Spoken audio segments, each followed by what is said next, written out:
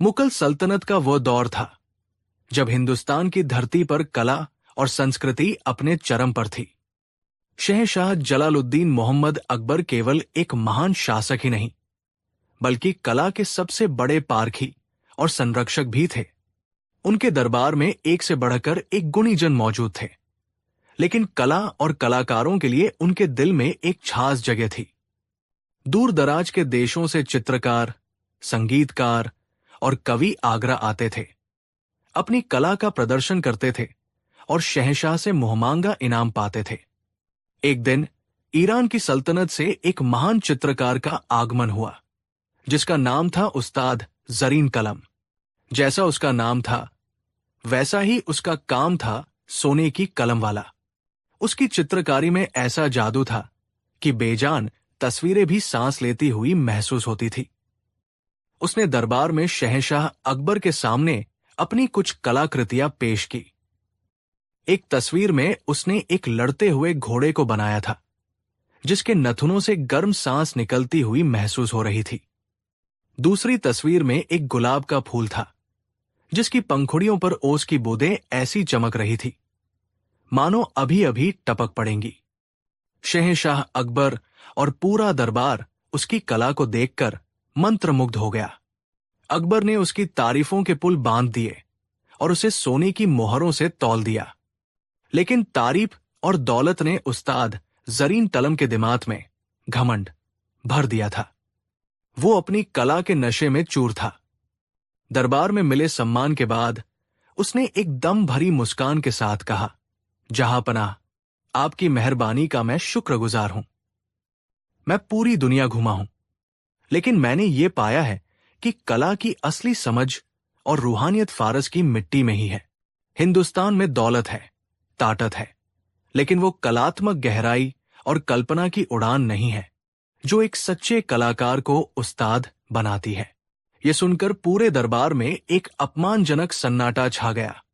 ये सीधा सीधा हिंदुस्तान के कलाकारों और बुद्धिजीवियों का अपमान था। शहंशाह अकबर के माथे पर भी बल पड़ गए। उन्हें अपनी सल्तनत और अपने नवरत्नों पर बहुत नाज था। उन्होंने अपनी आवाज में संयम बनाए रखते हुए कहा, उस्ताद, आपकी कला महान है, इसमें कोई शक नहीं, लेकिन हिंदुस्तान की भूमि ने भी बड़े बड़े कलाकारों और ज्ञानियों को जन्म दिया है। हमारे दरबार में भी ऐसे नगीने हैं जिनकी चमक दुनिया को रोशन कर सकती है। उस्ताद जरीन तलम व्यंग्यात्मक ढंग से मुस्कुराया। हुजूर, मैं आपकी बात का सम्मान करता हूं। क्यों न एक मुकाबला हो जाए? मैं एक ऐसी तस्वीर बनाऊंगा जो आज तक किसी ने न बनाई हो, और अगर आपके दरबार में कोई भी व्यक्ति, कोई भी कलाकार या मंत्री उससे बेहतर कलाकृति की रचना कर दे, तो मैं अपनी कला को हमेशा के लिए त्याग दूंगा और यही आपकी गुलामी करूंगा। लेकिन अगर कोई ऐसा न कर सका, तो आपको यह मानना होगा कि कला के मामले में ईरान का कोई सानी नहीं। ये एक खुली चुनौती थी। शहंशाह अकबर का गौरव दांव पर लग गया था। दरबार में बैठे बीरबल के विरोधी, जैसे मुल्ला दो प्याजा और हकीम मिर्जा, मन ही मन बहुत खुश हुए। उन्हें लगा कि ये बीरबल को नीचा दिखाने का सुनहरा मौका है। मुल्ला दो प्याजा ने आगे आकर कहा, जहांपनाह, ये चुनौती स्वीकार की जानी चाहिए, और इस काम के लिए हमारे सबसे बुद्धिमान मंत्री बीरबल से बेहतर कौन हो सकता है? आखिर वो हर मर्ज की दवा है। ये एक तीर से दो शिकार करने जैसी बात थी। सब जानते थे कि बीरबल एक कुशल प्रशासक और बुद्धिमान सलाहकार थे, लेकिन चित्रकला से उनका दूर दूर तक कोई वास्ता नहीं था। अगर बीरबल मना करते तो उनकी बुद्धिमानी पर सवाल उठता, और अगर वो स्वीकार करते तो उनकी हार निश्चित थी। शहंशाह अकबर भी इस कशमकश में पड़ गए। उन्होंने उम्मीद भरी नजरों से बीरबल की ओर देखा। बीरबल शांत भाव से अपनी जगह पर खड़े थे। उनके चेहरे पर न कोई चिंता थी, न कोई घबराहट। उन्होंने आगे बढ़कर शहंशाह को सलाम किया और फिर उस्ताद जरीन तलम की ओर मुड़कर कहा, उस्ताद, मुझे आपकी चुनौती मंजूर है। पूरा दरबार हैरान रह गया। मुल्ला दो प्याजा की आंखों में हैरानी के साथ साथ खुशी की चमक थी। उस्ताद जरीन कलम ने हंसते हुए कहा, एक मंत्री चित्रकारी करेगा? डैर, जैसी शहंशाह की मर्जी। बीरबल ने अपनी शर्तें रखी। जहांपना, मुझे इस अद्वितीय कलाकृति को बनाने के लिए कुछ चीजों की जरूरत होगी। मुझे एक बड़ा सा कमरा चाहिए जिसे मेरी इजाजत के बिना कोई न खोले। मुझे 3 महीने का वक्त चाहिए और इस कलाकृति के लिए मुझे कुछ दुर्लभ और नायाब सामान मंगाने होंगे, जिसके लिए मुझे शाही खजाने से 50,000 सोने की मोहरों की जरूरत पड़ेगी। 50,000 मोहरें। ये सुनकर दरबारियों के कान खड़े हो गए। ये बहुत बड़ी रकम थी, लेकिन शहंशाह अकबर की इज्जत का सवाल था। उन्होंने तुरंत मंजूरी दे दी। बीरबल को दीवान अटास के बगल वाला एक विशाल कमरा दे दिया गया। उस कमरे के दरवाजे पर पर्दा डाल दिया गया और बाहर 2 पहरेदार तैनात कर दिए गए, जिन्हें सख्त हिदायत थी कि बीरबल के सिवा कोई अंदर न जाए। पहले कुछ हफ्ते यूं ही गुजर गए। बीरबल रोज सुबह कमरे में जाते और शाम को बाहर आ जाते। अंदर से न कोई आवाज आती, न कोई हथौड़े या छेनी की ठक-ठक। दरबार में खुसुर फुसुर शुरू हो गई। मुल्ला 2 प्याजा ने शहंशाह के कान भरने शुरू कर दिए। हुजूर, लगता है बीरबल ने आपको और पूरे दरबार को मूर्ख बनाया है। वो अंदर कोई चित्रकारी नहीं कर रहा, बल्कि शाही खजाने को लुटाकर आराम फरमा रहा है। 50,000 मोहरें बर्बाद हो गई। अकबर के मन में भी शंका होने लगी। एक दिन उन्होंने बीरबल को बुलाया और पूछा, बीरबल, तुम्हारी चित्रकारी कहां तक पहुंची? हमें कुछ तो दिखाओ। बीरबल ने रहस्यमयी मुस्कान के साथ कहा, जहांपना, यह कोई मामूली पेंटिंग नहीं है। इसे बनाने में दिव्य शक्तियों की मदद ली जा रही है। इसके रंग स्वर्ग से मंगाए गए हैं और इसका कैनवास ब्रह्मांड के धागों से बुना गया है। इसे बनने में अभी वक्त लगेगा। सब्र का फल मीठा होता है। यह सुनकर अकबर और भी उत्सुक हो गए। 2 महीने बीत गए। बीरबल ने बड़ी चालाकी से एक योजना बनाई। उन्होंने महल के एक ऐसे सेवक को अपने विश्वास में लिया जो बातूनी था और जिसका काम दरबारियों तक तबरे पहुंचाना था। बीरबल ने उसे अपने कमरे में बुलाया और ऐसे बात की जैसे कोई गहरा राज बता रहे हों। रामदीन, सुनो, ये बात किसी को पता नहीं चलनी चाहिए। मेरी ये पेंटिंग लगभग तैयार है, लेकिन इसकी एक खासियत है। ये पेंटिंग सिर्फ उन्हीं लोगों को दिखाई देगी जो बुद्धिमान हैं, नेक दिल हैं और सबसे जरूरी, जो अपने पिता की असली संतान है। जो भी व्यक्ति मूर्ख होगा, मन का काला होगा या जिसकी रगों में अपने पिता का खून नहीं होगा, उसे इस पेंटिंग की जगह सिर्फ एक खाली दीवार नजर आएगी। रामदीन ने आंखें फाड़कर यह सुना। ये नबर उसके पेट में पच नहीं रही थी। जैसे ही वो कमरे से बाहर निकला, उसने ये राज सबसे पहले मुल्ला 2 प्याजा के छास नौकर को बताया।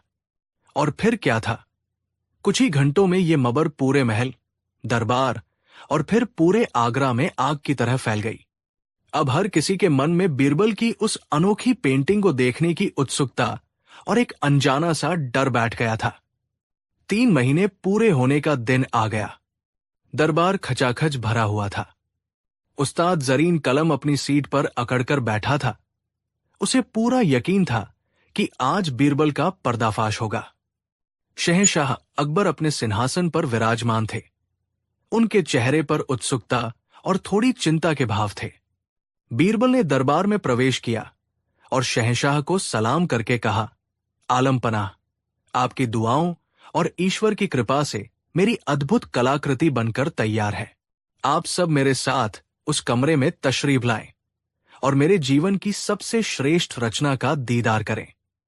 शहंशाह अकबर अपने सभी दरबारियों, मंत्रियों और उस्ताद जरीन कलम के साथ उस कमरे की ओर बढ़े। कमरे के दरवाजे पर एक बड़ा सा रेशमी पर्दा लटका हुआ था। बीरबल ने सबको उचित दूरी पर खड़ा किया और एक गहरी सांस लेकर पर्दे की डोरी खींच दी। पर्दा हटा और सामने थी एक विशाल, सफेद, बिल्कुल खाली दीवार। एक पल के लिए पूरे कमरे में मौत जैसा सन्नाटा छा गया। किसी के मुंह से एक शब्द नहीं निकला। हर कोई आंखें फाड़े उस खाली दीवार को घूर रहा था। उस्ताद जरीन तलम के होंठों पर एक विजयी मुस्कान खेलने ही वाली थी। मुल्ला दो प्याजा की आंखें चमक उठीं, लेकिन इससे पहले कि कोई कुछ कहता, बीरबल ने अपनी बुलंद और भावुक आवाज में बोलना शुरू किया, जैसे वो सच में कोई अद्भुत नजारा देख रहे हों। देखिए जहांपना, देखिए, इस तस्वीर के दाहिने कोने में मैंने आपके महान पूर्वज शहंशाह बाबर को चित्रित किया है। देखिए कैसे वो घोड़े पर बैठकर तूफानी नदी को पार कर रहे हैं। उनके चेहरे पर दृढ़ संकल्प और आंखों में हिंदुस्तान को फतह करने का सपना साफ नजर आ रहा है। बीरबल हाथ के इशारे से खाली दीवार के एक कोने की ओर दिखा रहे थे। सब लोग उसी ओर देखने लगे। किसी को कुछ नजर नहीं आ रहा था, लेकिन कोई ये मानने को तैयार नहीं था कि वो मूर्ख है या अपने पिता की असली संतान नहीं है। अब सबकी नजरें शहंशाह अकबर पर थी। अकबर भी हैरान थे। उन्हें भी सिर्फ एक खाली दीवार दिख रही थी। वो समझ गए कि बीरबल ने क्या चाल चली है। एक पल के लिए उन्हें गुस्सा आया, लेकिन अगले ही पल बीरबल की चतुराई पर उन्हें हंसी आ गई। उन्होंने सोचा, अगर मैं कह दूं कि मुझे कुछ नहीं दिख रहा, तो क्या मेरी पूरी सल्तनत मुझे मूर्ख नहीं समझेगी? शहंशाह ने अपनी भूमिका निभाने का फैसला किया। वो कुछ कदम आगे बढ़े, दीवार को ध्यान से देखने का नाटक किया और फिर आश्चर्य से भरकर बोले, वाह बीरबल, वाह, अद्भुत, कमाल कर दिया तुमने। बाबर के चेहरे पर जो तेज है वो मैंने आज तक किसी तस्वीर में नहीं देखा। और घोड़े की मांसपेशियों का उभार तो देखो, लगता है अभी दीवार से बाहर निकल आएगा। जैसे ही शहंशाह ने तारीफ की, दरबारियों में होड़ मच गई। हर कोई अपनी बुद्धिमानी और वंशावली को साबित करने के लिए बेताब हो गया। एक मंत्री ने कहा, अरे, और बाई ओर देखिए, शहंशाह हुमायूं को कितनी खूबसूरती से दर्शाया गया है। उनके कपड़ों की सिलवटें तक गिनी जा सकती है। मुल्ला दो प्याजा अब बुरी तरह फंस चुके थे। उन्हें दिख तो कुछ नहीं रहा था, लेकिन अगर वो चुप रहते या सच बोलते तो उनकी इज्जत मिट्टी में मिल जाती। उन्होंने भी आंखें सिकोड़कर देखने का नाटक किया और बोले, हां, हां, और वो देखिए, हुमायूं के पीछे जो बादल है, उनका नीला रंग तो ऐसा है जैसे आसमान ही दीवार पर उतर आया हो। एक एक करके सभी दरबारी पेंटिंग की उन बारीकियों की तारीफ करने लगे जो वहां थी ही नहीं। देखिए, शहंशाह के ताज में जड़े हीरे कैसे चमक रहे हैं। अरे वाह, सैनिकों के भालों की नोक तो देखो, कितनी पैनी लग रही है। इस तस्वीर में तो संगीत भी सुनाई दे रहा है। पूरा कमरा वाह वाह और तालियों की गड़गड़ाहट से गूंज रहा था। अब बारी थी उस्ताद जरीन तलम की। वो पसीने पसीने हो रहा था। उसका चेहरा सफेद पड़ चुका था। वो जानता था कि दीवार खाली है। वो जानता था कि बीरबल ने सबको मूर्ख बनाया है, लेकिन वो करे तो क्या करे? अगर वो सच बोलता है तो हिंदुस्तान के शहंशाह और पूरे दरबार को मूर्ख और नाजायज औलाद कहना होगा, जिसका अंजाम होता सर कलम। और अगर वो कहता है कि उसे कुछ नहीं दिख रहा, तो दुनिया का सबसे बड़ा कलाकार खुद अपनी नजर में मूर्ख साबित हो जाएगा। बीरबल उसकी ओर मुड़े और बड़ी मासूमियत से पूछा, उस्ताद, आप खामोश क्यों हैं? क्या आपको मेरी कलाकृति पसंद नहीं आई? जरा आप अपनी पारखी नजरों से देखकर बताइए, इसमें कोई कमी तो नहीं रह गई? उस्ताद जरीन तलम ने कांपते हुए कदमों से दीवार की ओर देखा। उसने कई बार अपनी आंखें मली। फिर उसने एक सूखी हंसी हंसते हुए कहा, नहीं, नहीं, कमी? इसमें कमी निकालने की जुर्रत कौन कर सकता है? ये तो एक चमत्कार है। मैंने अपनी पूरी जिंदगी में ऐसी तस्वीर नहीं देखी। ये कला नहीं, जादू है। मैं अपनी हार स्वीकार करता हूं। आपकी बुद्धि के आगे मेरी कला कुछ भी नहीं। ये सुनकर बीरबल मुस्कुराए। अकबर को अपनी हंसी रोकना मुश्किल हो रहा था। शहंशाह ने घोषणा की, बीरबल ने ये मुकाबला जीत लिया है। उन्होंने साबित कर दिया है कि हिंदुस्तान में सिर्फ कला ही नहीं, बल्कि ऐसी बुद्धि भी है जो कला को भी मात दे सकती है। बीरबल को 1 लाख सोने की मोहरें इनाम में दी जाए। उस्ताद जरीन तलम ने अपना सिर झुका लिया और दरबार से जाने की इजाजत मांगी। शहंशाह ने उसे जाने दिया। वो समझ चुका था कि असली कलाकार वो नहीं, बीरबल है, जिसने बिना कूची उठाए, बिना रंग लगाए, लोगों के दिमाग और उनके डर के कैनवास पर एक ऐसी शाहकार तस्वीर बना दी थी जिसे पूरी दुनिया देख रही थी, सिवाय अपनी आंखों के।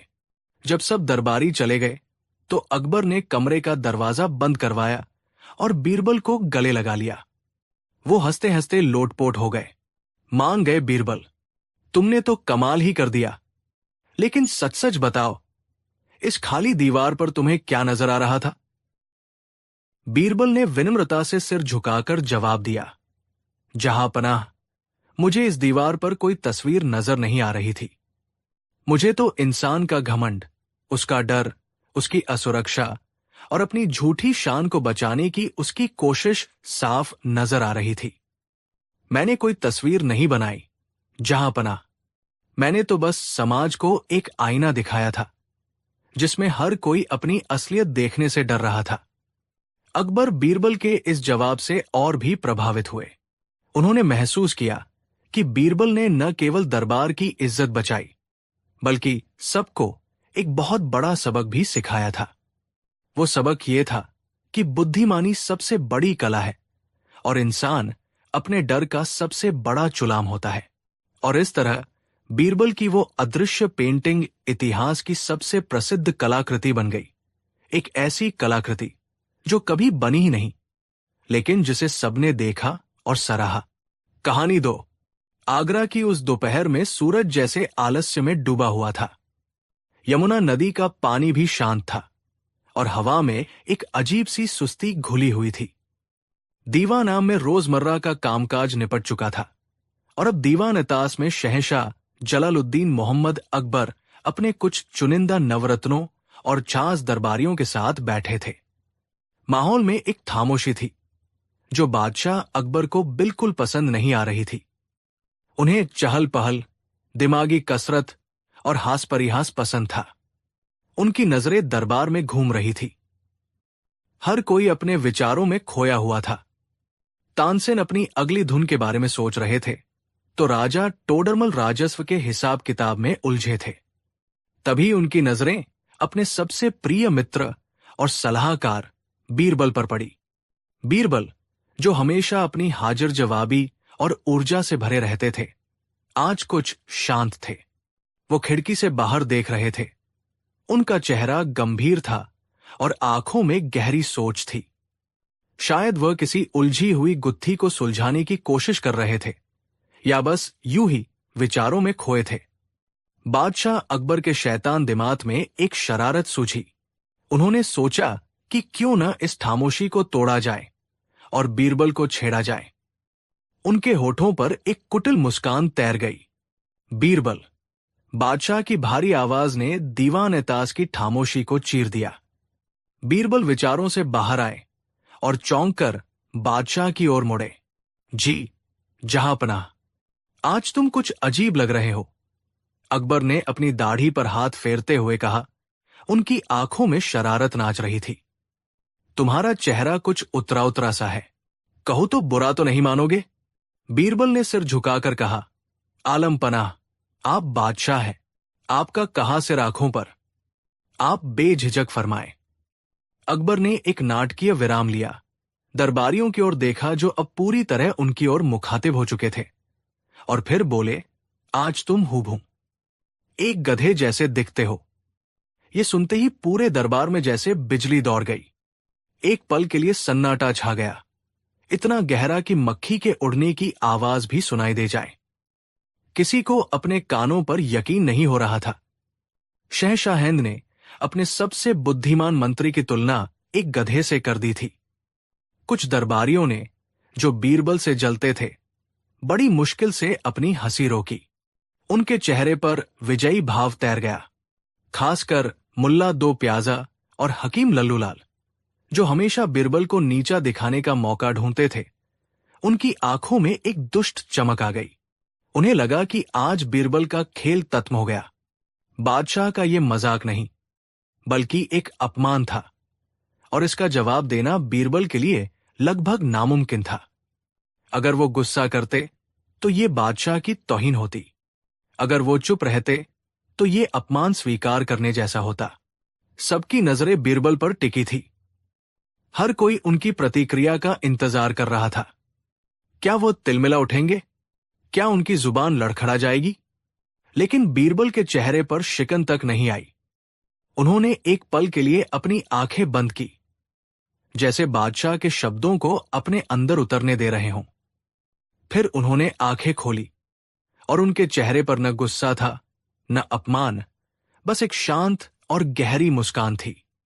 उन्होंने कुछ नहीं कहा, बस बादशाह को देखकर हल्का सा सिर झुका दिया और वापस अपनी जगह पर खड़े हो गए, मानो कुछ हुआ ही न हो। बीरबल की ये खामोशी अकबर के मजाक से भी ज्यादा भारी थी। अकबर को उम्मीद थी कि बीरबल कोई मजेदार, हाजिर जवाबी भरा जवाब देंगे जिससे माहौल हल्का हो जाएगा। पर यह चुप्पी, ये तो अजीब थी। अकबर को भी एक पल के लिए अटपटा लगा। क्या उनका मजाक सीमा लांघ गया था? क्या बीरबल सच में नाराज हो गए थे? दरबार की कार्यवाही खत्म हुई और सब लोग उठकर जाने लगे। मुल्ला दो प्याजा और उनके साथी हकीम लल्लूलाल सीधे बादशाह अकबर के पास पहुंचे। आलम पनाह, गुस्ताखी माफ हो, मुल्ला ने मक्खन लगाते हुए कहा। आज आपने उस घमंडी बीरबल को उसकी सही औकात दिखा दी। उसकी अक्ल पर ताला लग गया। एक शब्द नहीं बोल पाया वह। हकीम लल्लूलाल ने बात आगे बढ़ाई। जहां पनाह, उसकी खामोशी साधारण नहीं थी। ये एक बाती की खामोशी थी। ये आपके इस्बाल को चुनौती थी। उसने जवाब न देकर आपका अपमान किया है। अगर आज उसे सजा नहीं मिली तो कल कोई भी दरबारी आपके खिलाफ मुंह खोलने की हिम्मत करेगा। इन चापलूसों ने अकबर के मन में शक का बीज बो दिया। अकबर का मजाक करने का इरादा था, पर अब बात उनकी शान पर आ गई थी। उन्हें भी लगा कि बीरबल को कम से कम कुछ तो कहना चाहिए था। ये खामोशी वाकई में अपमानजनक लग रही थी। उनका चेहरा गंभीर हो गया। अगले दिन जब दरबार लगा तो माहौल में तनाव था। अकबर के चेहरे पर मुस्कान की जगह सख्ती थी। बीरबल अपनी जगह पर शांत खड़े थे। अकबर ने सीधे मुद्दे पर आते हुए कहा, बीरबल, कल हमने तुमसे एक सवाल पूछा था। तुमने उसका जवाब नहीं दिया। तुम्हारी चुप्पी का हम क्या मतलब निकालें? बीरबल ने अदब से कहा, आलम पनाह, मैं आपके सवाल पर विचार कर रहा था। ये इतना गहरा सवाल है कि इसका जवाब तुरंत देना इसकी तौहीन होती। ये सुनकर मुल्ला दो प्याजा हंसा। वाह, अब गधे से तुलना होना भी गहरा सवाल हो गया। ये सिर्फ बातें बना रहा है। जहां पनाह, अकबर का पारा चढ़ गया। बस, बहुत हुआ। बीरबल, हम तुम्हें 3 दिन का समय देते हैं। 3 दिन के अंदर हमें इस सवाल का माकूल जवाब चाहिए कि तुम में और एक गधे में क्या फर्क है। अगर तुम जवाब नहीं दे पाए तो हम समझेंगे कि तुम हमारी बेइज्जती कर रहे हो और फिर तुम्हें मंत्री पद से हटा दिया जाएगा। ये एक शाही हुक्म था। अब ये मजाक नहीं रहा था। ये बीरबल के मान सम्मान और पद का सवाल बन गया था। पूरे दरबार में कानाफूसी शुरू हो गई। बीरबल के दुश्मनों के चेहरे खिल उठे। उन्हें पूरा यकीन था कि बीरबल इस जाल में फंस चुके हैं और अब उनका बाहर निकलना नामुमकिन है। बीरबल ने शांत भाव से शाही हुक्म स्वीकार किया। जो हुक्म, जहां पनाह, मुझे 3 दिन की मोहलत मंजूर है। इसके बाद के 2 दिन आगरा में कौतूहल का विषय बन गए। हर कोई यही बात कर रहा था कि बीरबल क्या जवाब देंगे। बीरबल का व्यवहार और भी अजीब हो गया था। वो दरबार का काम निपटाने के बाद घंटों शहर की गलियों में घूमते। लोगों ने उन्हें धोबियों के घाट पर गधों को ध्यान से देखते हुए पाया। कभी वो अस्तबल में जाकर घोड़ों और गधों के बीच के फर्क को समझने की कोशिश करते। वो कुम्हारों की बस्ती में जाते और उनके गधों के साथ वक्त बिताते। मुल्ला दो प्याजा और उसके साथी उन पर नजर रखे हुए थे। वे अकबर के पास जाकर चुगली करते, देखिए जहां पनाह, बीरबल पागल हो गया है। वो सारा दिन गधों के साथ घूम रहा है। लगता है अपनी बिरादरी ढूंढ रहा है। अकबर सुनते तो सब थे, पर उनके दिल में एक बेचैनी थी। वो जानते थे कि बीरबल साधारण इंसान नहीं है, उनका हर काम किसी गहरे मकसद से होता है। पर इस बार मामला इतना पेचीदा था कि उन्हें भी बीरबल की हार निश्चित लग रही थी। वो मन ही मन पछता भी रहे थे कि उन्होंने ये मजाक क्यों किया, पर अब तीर कमान से निकल चुका था। तीसरा दिन आ गया। दीवान ताश खचाखच भरा हुआ था। तिल रखने की जगह नहीं थी। हर कोई ये देखने आया था कि आज क्या होने वाला है। क्या बीरबल अपनी हार मान लेंगे या कोई ऐसा जवाब देंगे जो इतिहास में दर्ज हो जाएगा। अकबर अपने सिंहासन पर पत्थर की मूरत बने बैठे थे। उनके चेहरे पर कोई भाव नहीं था, पर उनकी आंखें दरवाजे पर टिकी थी। ठीक समय पर बीरबल ने दरबार में प्रवेश किया। उनके चेहरे पर न कोई चिंता थी, न कोई डर, वही चिरपरिचित शांति और आत्मविश्वास। उन्होंने आकर बादशाह को झुककर सलाम किया। मुल्ला दो प्याजा से रहा नहीं गया। वो बोल पड़ा, तो बीरबल, क्या गधों के साथ 2 दिन बिताकर कुछ अक्लाई या हार मानने के लिए आए हो? बीरबल ने उसे नजरअंदाज कर दिया और सीधे बादशाह से मुखातिब हुए। अकबर ने अपनी भारी आवाज में कहा, बीरबल, आज तीसरा और आखिरी दिन है। हमारी मोहलत खत्म हुई। अब हमारे सवाल का जवाब दो। तुम्हें और एक गधे में क्या फर्क है? पूरे दरबार की सांसें रुक गई। बीरबल ने एक कदम आगे बढ़ाया। उन्होंने पूरे दरबार पर एक नजर डाली और फिर अपनी आंखें बादशाह अकबर के चेहरे पर टिका दी। आलम पनाह, उन्होंने बोलना शुरू किया। उनकी आवाज शांत लेकिन दृढ़ थी। आपने मुझसे एक बहुत ही गूढ़ प्रश्न पूछा। इन 2 दिनों में मैंने बहुत सोचा, बहुत अध्ययन किया। मैंने गधों के जीवन को करीब से देखा, उनकी आदतों को समझा और फिर अपनी तुलना उनसे की। वो एक पल के लिए रुके, जिससे सबकी उत्सुकता और बढ़ गई। मैंने पाया कि मुझमें और एक गधे में कई समानताएं हैं। गधा भी अपने मालिक का वफादार होता है। मैं भी आपका वफादार सेवक हूं। गधा भी दिन रात मेहनत करके बोझ ढोता है। मैं भी सल्तनत का बोझ अपने कंधों पर उठाने की कोशिश करता हूं। गधा भी चुपचाप मार सह लेता है। मैं भी कभी कभी दरबारियों के ताने चुपचाप सह लेता हूं। ये सुनकर मुल्ला दो प्याजा और उसके साथियों के चेहरे पर मुस्कान आ गई। उन्हें लगा कि बीरबल अपनी हार स्वीकार कर रहे हैं, लेकिन बीरबल ने अपनी बात जारी रखी। इतनी समानताओं के बावजूद जब मैंने पर्क ढूंढना शुरू किया तो मुझे कोई बड़ा पर्क नजर नहीं आया। मैं बहुत परेशान हो गया। मुझे लगा कि मैं शायद आपके सवाल का जवाब नहीं दे पाऊंगा। अब तो बीरबल के दुश्मनों की खुशी का ठिकाना न रहा।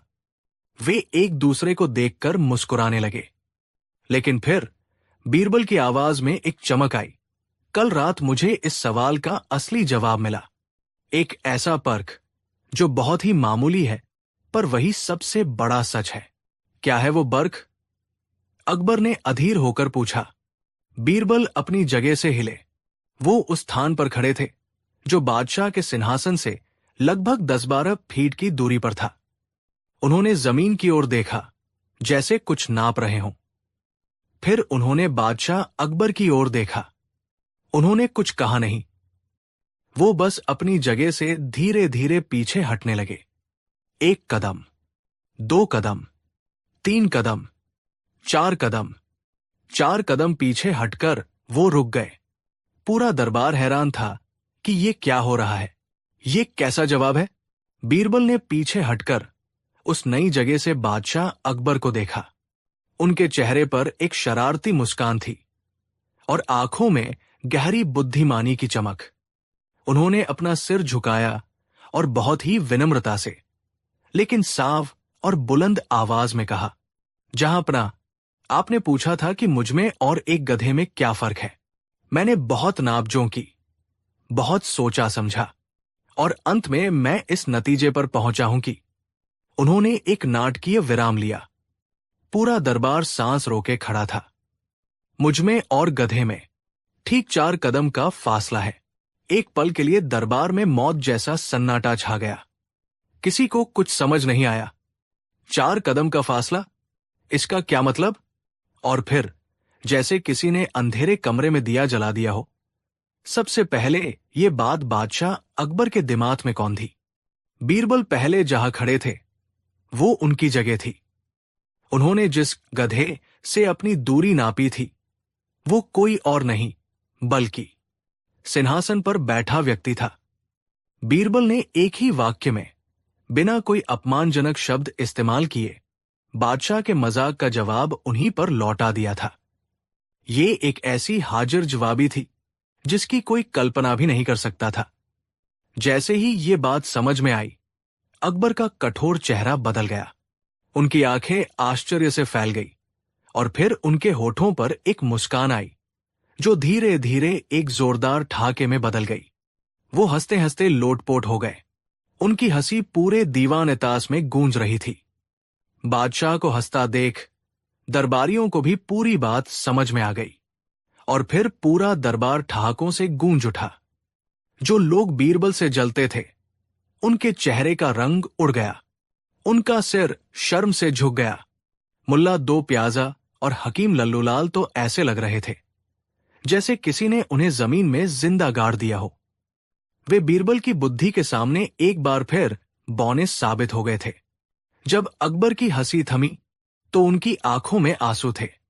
उन्होंने बीरबल को अपने पास बुलाया। मान गए बीरबल, मान गए। उन्होंने बीरबल की पीठ थपथपाते हुए कहा, तुम्हारी बुद्धि का कोई जवाब नहीं। तुमने साबित कर दिया कि तुम सिर्फ मेरे मंत्री नहीं बल्कि मेरे दिमाग की खुराक हो। तुमने न सिर्फ मेरे सवाल का जवाब दिया बल्कि मेरे ही मजाक को मेरे ऊपर ऐसी खूबसूरती से लौटाया कि मजा दोगुना हो गया। तुमने शब्दों की लाज भी रख ली और अपनी शान भी। बादशाह ने अपनी उंगली से कीमती हीरे की अंगूठी निकाली और बीरबल को पहना दी। ये तुम्हारे जवाब का इनाम है।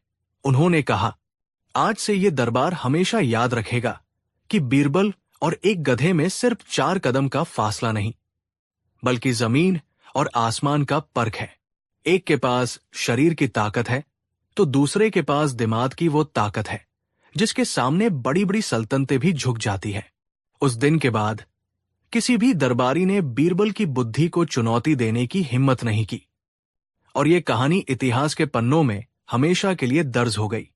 एक मिसाल के तौर पर कि कैसे चतुराई और हाजिर जवाबी से सबसे मुश्किल और अपमानजनक स्थिति को भी एक शानदार जीत में बदला जा सकता है।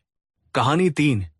हिंदुस्तान की सरजमी पर जब मुगल साम्राज्य का परचम बुलंदी पर था तब शहंशाह अकबर का दरबार न केवल अपनी शानो शौकत के लिए बल्कि अपनी बौद्धिक बहसों के लिए भी दूर दूर तक मशहूर था।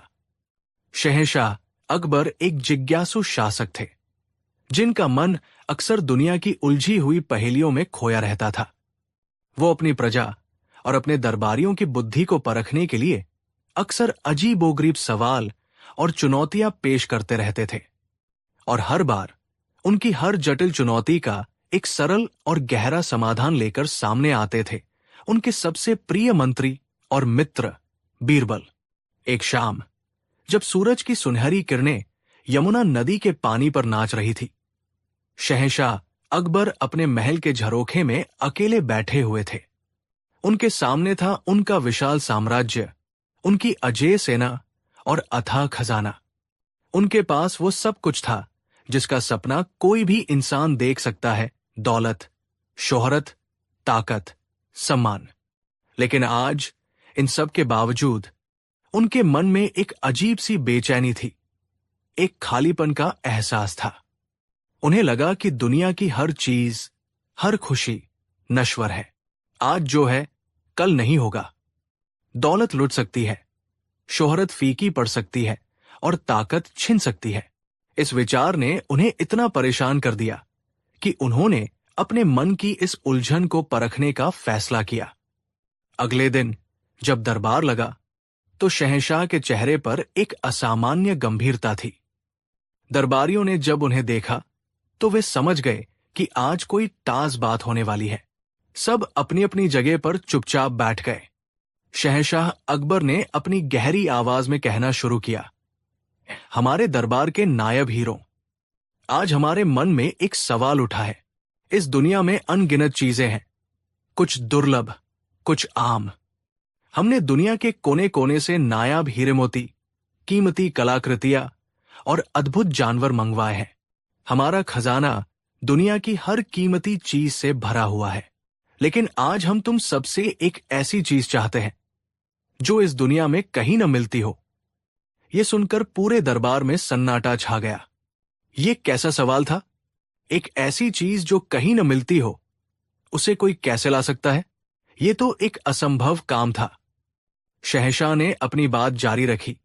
हम तुम सबको 1 महीने का वक्त देते हैं। जो कोई भी हमारे लिए एक ऐसी चीज लेकर आएगा जो इस दुनिया में कहीं और न मिल सके, उसे हम 10,000 सोने की मोहरों का इनाम देंगे और उसे दरबार की उपाधि से सम्मानित करेंगे।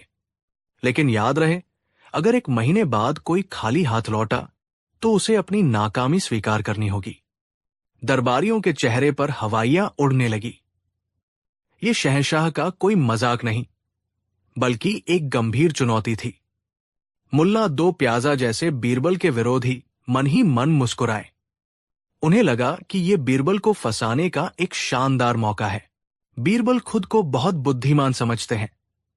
आज उनकी भी अक्ल ठिकाने आ जाएगी। शहंशाह ने अपनी नजरें बीरबल पर टिकाई, जो हमेशा की तरह शांत भाव से बैठे थे। बीरबल, हमें तुमसे बहुत उम्मीदें हैं। क्या तुम हमारी ये इच्छा पूरी कर सकोगे? बीरबल ने अपनी जगह से उठकर अदब से सलाम किया और कहा, जहां पनाह, आपका हर हुक्म सिर आंखों पर। मैं पूरी कोशिश करूंगा कि आपकी ये इच्छा पूरी हो सके। लेकिन ये काम इतना आसान नहीं है। इसके लिए मुझे न केवल समय, बल्कि शाही खजाने से कुछ मदद की भी जरूरत पड़ेगी।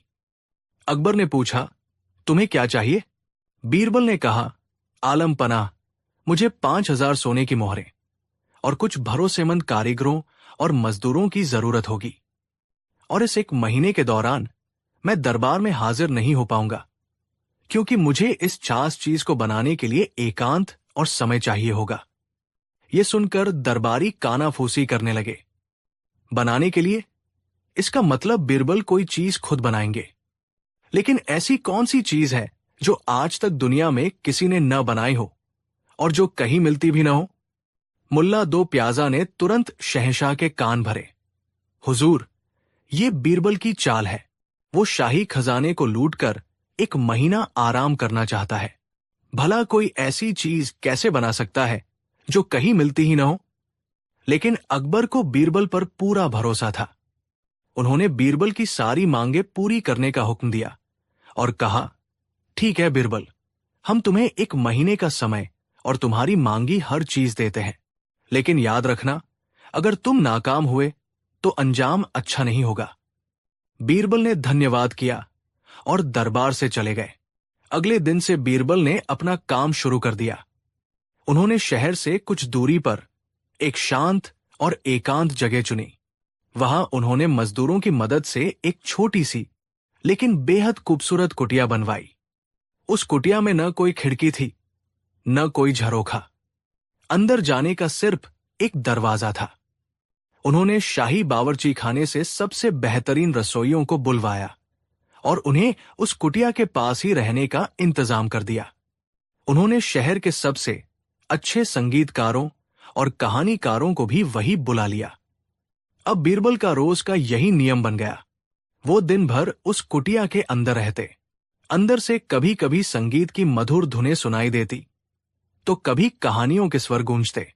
सबसे लजीज पकवान बनाकर अंदर भेजे जाते। बीरबल ने किसी को भी उस कुटिया के अंदर झांकने की इजाजत नहीं दी थी। दरबार में ये मबर आग की तरह फैल गई। हर कोई यही बात कर रहा था कि बीरबल शहंशाह के पैसों पर ऐश कर रहे हैं। मुल्ला 2 प्याजा हर रोज अकबर के पास जाकर बीरबल की शिकायत करते। देखिए जहांपनाह, मैंने कहा था ना, वो कोई काम नहीं कर रहा, बस शाही खजाने पर दावतें उड़ा रहा है। वो आपको और पूरे दरबार को मूर्ख बना रहा है। अकबर के मन में भी शंका का बीज पनपने लगा था। वो सोचते, आखिर बीरबल अंदर कर क्या रहा है? क्या वह सच में मुझे धोखा दे रहा है? लेकिन उन्होंने बीरबल को 1 महीने का वक्त दिया था। इसलिए वो इंतजार करने के सिवा कुछ नहीं कर सकते थे। दिन हफ्तों में और हफ्ते महीने में बदलने लगे। बाकी दरबारी दुनिया के कोने कोने में ऐसी चीज की तलाश में अपने जासूस और गुर्गे भेजकर थक चुके थे। कोई तिब्बत से एक अजीब सा पत्थर ले आया, तो कोई अफ्रीका से एक विचित्र जानवर। लेकिन जैसे ही वे उसे दरबार में पेश करते, कोई न कोई दरबारी बता देता कि ऐसी चीज उसने पहले भी कहीं देखी है। हर कोशिश नाकाम हो रही थी। अंत में एक महीने का आखिरी दिन आ गया। दरबार तास तौर पर सजाया गया था। शहंशाह अकबर अपने सिंहासन पर विराजमान थे। उनके चेहरे पर उत्सुकता और अधीरता साज झलक रही थी। सभी दरबारी सिर झुकाए खड़े थे, क्योंकि कोई भी शहंशाह की शर्त पूरी नहीं कर पाया था। सबकी नजरें दरवाजे पर टिकी थी, बीरबल का इंतजार कर रही थी। तभी बीरबल ने दरबार में प्रवेश किया। आज वो अपनी यूजुअल मंत्री वाली पोशाक में नहीं थे। उन्होंने एक साधारण सा सूती कुर्ता पाजामा पहना हुआ था। उनके चेहरे पर न कोई चिंता थी, न कोई घमंड, बस एक गहरी शांति और संतुष्टि का भाव था। अकबर ने अपनी भारी आवाज में पूछा, बीरबल, एक महीना पूरा हो गया, कहाँ है वो चीज जो कहीं नहीं मिलती? या तुम भी खाली हाथ लौटे हो? बीरबल ने सिर झुकाकर कहा, जहां पनाह, मैंने आपकी वो कीमती अमानत तैयार कर ली है, लेकिन उसे यहां दरबार में नहीं लाया जा सकता। वो इतनी नाजुक और पवित्र है कि उसे देखने के लिए आपको स्वयं मेरे साथ चलना होगा। ये सुनकर सब हैरान रह गए। शहंशाह खुद चलकर जाएंगे? लेकिन अकबर की उत्सुकता चरम पर थी। उन्होंने कहा, ठीक है, हम चलेंगे। दिखाओ, कहाँ है वो अद्भुत चीज? बीरबल शहंशाह अकबर और कुछ चास दरबारियों को लेकर उस कुटिया की ओर चल पड़े। जब सब वहां पहुंचे तो उन्होंने देखा कि कुटिया को फूलों और दियों से सजाया गया है। बीरबल कुटिया के दरवाजे पर रुके और बोले, आलम पनाह, अंदर जाने से पहले मेरी एक विनती है। इस चीज को देखने और महसूस करने के लिए आपको अपनी बादशाहत, अपना ताज, अपने शाही वस्त्र और अपने मन की सारी चिंताएं, सारी परेशानियां यही बाहर छोड़कर आना होगा। अंदर आपको एक शहंशाह बनकर नहीं, बल्कि एक साधारण इंसान बनकर प्रवेश करना होगा। अकबर को यह बात अजीब लगी, लेकिन वो बीरबल की योजना को अंत तक देखना चाहते थे। उन्होंने अपना भारी ताज उतारा, अपनी जराऊ तलवार और शाही अंगरखा भी उतार दिया। उन्होंने एक पल के लिए अपनी आंखें बंद की और अपने मन को शांत करने की कोशिश की। फिर उन्होंने बीरबल के पीछे पीछे उस अंधेरी कुटिया में प्रवेश किया। कुटिया के अंदर घना अंधेरा था। कुछ पलों तक अकबर को कुछ भी दिखाई नहीं दिया। फिर जैसे ही उनकी आंखों को अंधेरे की आदत हुई, उन्हें एक मंद मंद रोशनी नजर आई। बीचों बीच एक छोटा सा दिया जल रहा था। उस दिए के पास एक मखमल की चादर पर एक छोटा सा लगभग 5-6 साल का बच्चा गहरी नींद में सो रहा था। बच्चे का चेहरा चांद की तरह चमक रहा था। उसके होठों पर एक मासूम सी मुस्कान थी, जैसे वो कोई मीठा सपना देख रहा हो। उसकी सांसें इतनी शांत और नियमित थी, मानो दुनिया के किसी शोर, किसी फिक्र का उस पर कोई असर न हो। उस कमरे में एक अजीब सी शांति थी, एक ऐसी पवित्रता थी जिसे सिर्फ महसूस किया जा सकता था। अकबर हैरान थे। वो बीरबल की ओर मुड़े और धीरे से फुसफुसाए, बीरबल, ये क्या है? तुमने मुझे एक सोते हुए बच्चे को दिखाने के लिए यहां बुलाया? बच्चे तो दुनिया में हर जगह मिलते हैं। बीरबल ने भी उतनी ही धीमी आवाज में जवाब दिया, जहां पनाह, आप गलत समझ रहे हैं। मैं आपको ये बच्चा दिखाने नहीं लाया हूं। तो फिर? अकबर ने पूछा। बीरबल ने उस बच्चे की ओर इशारा करते हुए कहा, मैं आपको वो चीज दिखाने लाया हूं जो इस बच्चे के पास है और इस वक्त आपके और मेरे पास नहीं है। वो चीज है मन का सुकून और निश्चिंतता भरी नींद।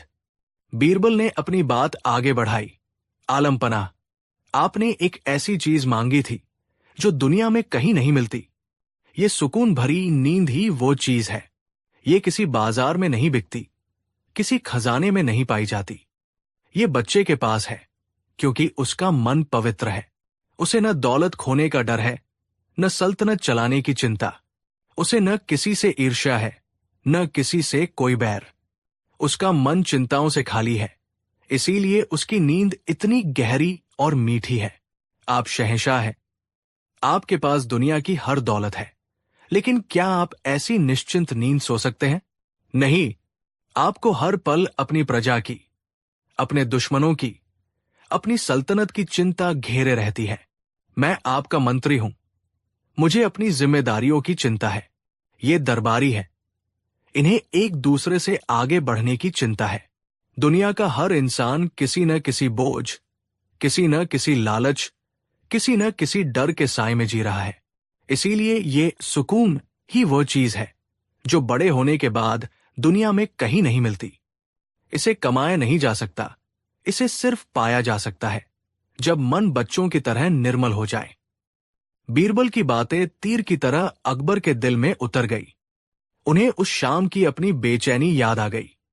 उन्हें समझ आ गया कि उनके पास सब कुछ होते हुए भी जिस चीज की कमी थी, वो यही सुकून था। उन्होंने उस सोते हुए बच्चे के चेहरे को देखा और उन्हें लगा जैसे वो दुनिया की सबसे कीमती चीज को देख रहे हैं। उनकी आंखों में आंसू आ गए। वो धीरे धीरे बाहर आए, जैसे किसी पवित्र स्थान से आ रहे हों। उन्होंने अपना ताज और अपने शाही वस्त्र पहने, लेकिन आज उनका वजन उन्हें महसूस नहीं हो रहा था।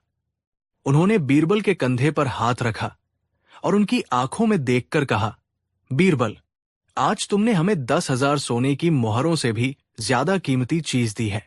तुमने हमें हमारी ही आत्मा का आईना दिखा दिया।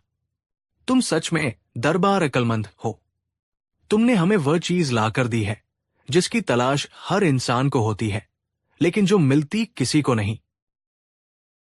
शहंशाह ने उस दिन बीरबल को न केवल इनाम दिया, बल्कि उन्हें अपना सबसे सच्चा मार्गदर्शक भी मान लिया। और ये कहानी हमेशा के लिए अमर हो गई, ये याद दिलाते हुए कि जीवन की सबसे कीमती चीजें खरीदी या जीती नहीं जाती। वे तो बस एक शांत और संतुष्ट मन में ही पाई जाती है। कहानी 4। मुगल सल्तनत के उस भव्य दौर में, जब शहंशाह अकबर का प्रताप सूरज की तरह चमकता था, उनके दरबार में नवरत्नों की चमक भी निराली थी। लेकिन उन सभी रत्नों में बीरबल वो कोहिनूर थे जिनकी बौद्धिक चमक के आगे सब फीके पड़ जाते थे। शहंशाह का बीरबल पर अटूट विश्वास और स्नेह जहां एक ओर सल्तनत को मजबूती देता था, वहीं दूसरी ओर कुछ दरबारियों के दिलों में ईर्ष्या की आग को हवा भी देता था। इन ईर्ष्यालु दरबारियों का सरगना था मीर कासिम, जो शहंशाह का रिश्तेदार होने के घमंड में चूर रहता था। उसके साथ थे मुल्ला दो प्याजा, जो अपनी रूखी बातों के लिए जाने जाते थे, और हकीम परीद, जो खुद को बीरबल से बड़ा ज्ञानी समझता था। ये तीनों अक्सर एक साथ बैठकर बीरबल के खिलाफ साजिशों के ताने बाने बुनते रहते थे। उन्हें ये बात सहन नहीं होती थी कि एक साधारण परिवार से आया महेशदास बीरबल अपनी बुद्धि के बल पर शहंशाह का सबसे खास बन गया था। एक दिन इन तीनों ने मिलकर एक ऐसी घातक योजना बनाई जिससे उन्हें लगा कि बीरबल का पतन निश्चित है। उनकी योजना बीरबल को न केवल शहंशाह की नजरों से गिराने की थी, बल्कि उन्हें देशद्रोह जैसे संगीन जुर्म में फंसाने की थी, जिसकी सजा सिर्फ मौत थी। योजना की शुरुआत आगरा के सबसे अमीर और बेईमान साहूकार सेठ हीराचंद से हुई। हीराचंद अपने काले कारोबार और क्रूरता के लिए कुख्यात था। मीर कासिम ने उसे अपने महल में बुलाया और एक सौदा पेश किया। सेठ हीराचंद, मीर कासिम ने अपनी मखमली गद्दी पर बैठते हुए कहा, हम जानते हैं कि तुम शहंशाह के खजाने में कर चोरी करते हो और गरीबों का खून चूसते हो। तुम्हारे गुनाहों की फहरिस्त बहुत लंबी है। अगर हम चाहें तो एक पल में तुम्हें कालकोठरी में सड़वा सकते हैं। हीराचंद डर से कांपने लगा। हुजूर, मुझसे क्या गलती हो गई? मैं तो सल्तनत का वफादार सेवक हूं। मीर कासिम मुस्कुराया, घबराओ मत, हम तुम्हें बचा सकते हैं, बशर्ते तुम हमारा एक काम करो। तुम्हें बस बीरबल के खिलाफ एक झूठी गवाही देनी होगी। हीराचंद ने हैरानी से पूछा, बीरबल के खिलाफ? लेकिन उन्होंने तो मेरा कुछ नहीं बिगाड़ा। बिगाड़ा नहीं, लेकिन बिगाड़ सकते हैं, मुल्ला दो प्याजा ने कड़क आवाज में कहा। उनकी नजर तुम जैसे बेईमानों पर ही रहती है। आज नहीं तो कल तुम उनके जाल में फंसोगे ही। हम तुम्हें बचाने का मौका दे रहे हैं। योजना ये थी कि हीराचंद दरबार में आकर ये इल्जाम लगाएगा कि बीरबल ने उससे 1 लाख सोने की मोहरों की रिश्वत ली है, इस वादे के साथ कि वो बीरबल शहंशाह से कहकर ईरान के साथ होने वाले एक बड़े व्यापारिक सौदे का ठेका हीराचंद को दिलवा देगा। सबूत को पुख्ता बनाने के लिए मीर कासिम ने बीरबल के एक निजी मुंशी राम भरोसे को लालच देकर अपनी तरफ कर लिया था। राम भरोसे एक कमजोर और लालची इंसान था। उसे सोने की अशर्फियों और एक बड़ी जागीर का सपना दिखाया गया। उससे कहा गया कि उसे बस बीरबल की मुहर लगे कुछ खाली कागजों पर बीरबल की लिखावट की नकल करते हुए एक जाली तथ्य तैयार करना है, जिसमें इस रिश्वत के लेन देन का जिक्र हो। राम भरोसे ने डरते डरते ये काम कर दिया। अब साजिशियों के पास एक गवाह हीराचंद और एक सबूत जाली तथ्य दोनों तैयार थे। उन्हें पूरा यकीन था कि बीरबल इस चक्रव्यूह से बाहर नहीं निकल पाएंगे। अगले दिन जब दरबार लगा तो मीर कासिम के इशारे पर सेठ हीराचंद फटे कपड़े पहने और चेहरे पर घबराहट का भाव लिए शहंशाह के सामने पेश हुआ। क्या बात है सेठ, तुम्हारी ये क्या हालत है? अकबर ने पूछा। हीराचंद जमीन पर गिरकर रोने का नाटक करने लगा। दुहाई हो जहांपनाह, मैं लुट गया, बर्बाद हो गया। आपके सबसे भरोसेमंद मंत्री ने मेरे साथ धोखा किया है। पूरे दरबार में सन्नाटा छा गया। साफ साफ कहो, किसने तुम्हारे साथ धोखा किया है? अकबर ने कड़क आवाज में पूछा। हीराचंद ने कांपती हुई उंगली बीरबल की ओर उठाई और कहा, इन्होंने जहांपनाह, आपके प्रिय मंत्री बीरबल ने। इन्होंने मुझसे 1 लाख सोने की मोहरों की रिश्वत ली और वादा किया कि ईरान का रेशम का ठेका मुझे दिलवाएंगे। मैंने अपनी सारी जमा पूंजी घर जेवर बेचकर इन्हें रिश्वत दी, लेकिन अब ये मुझे पहचानने से भी इनकार कर रहे हैं।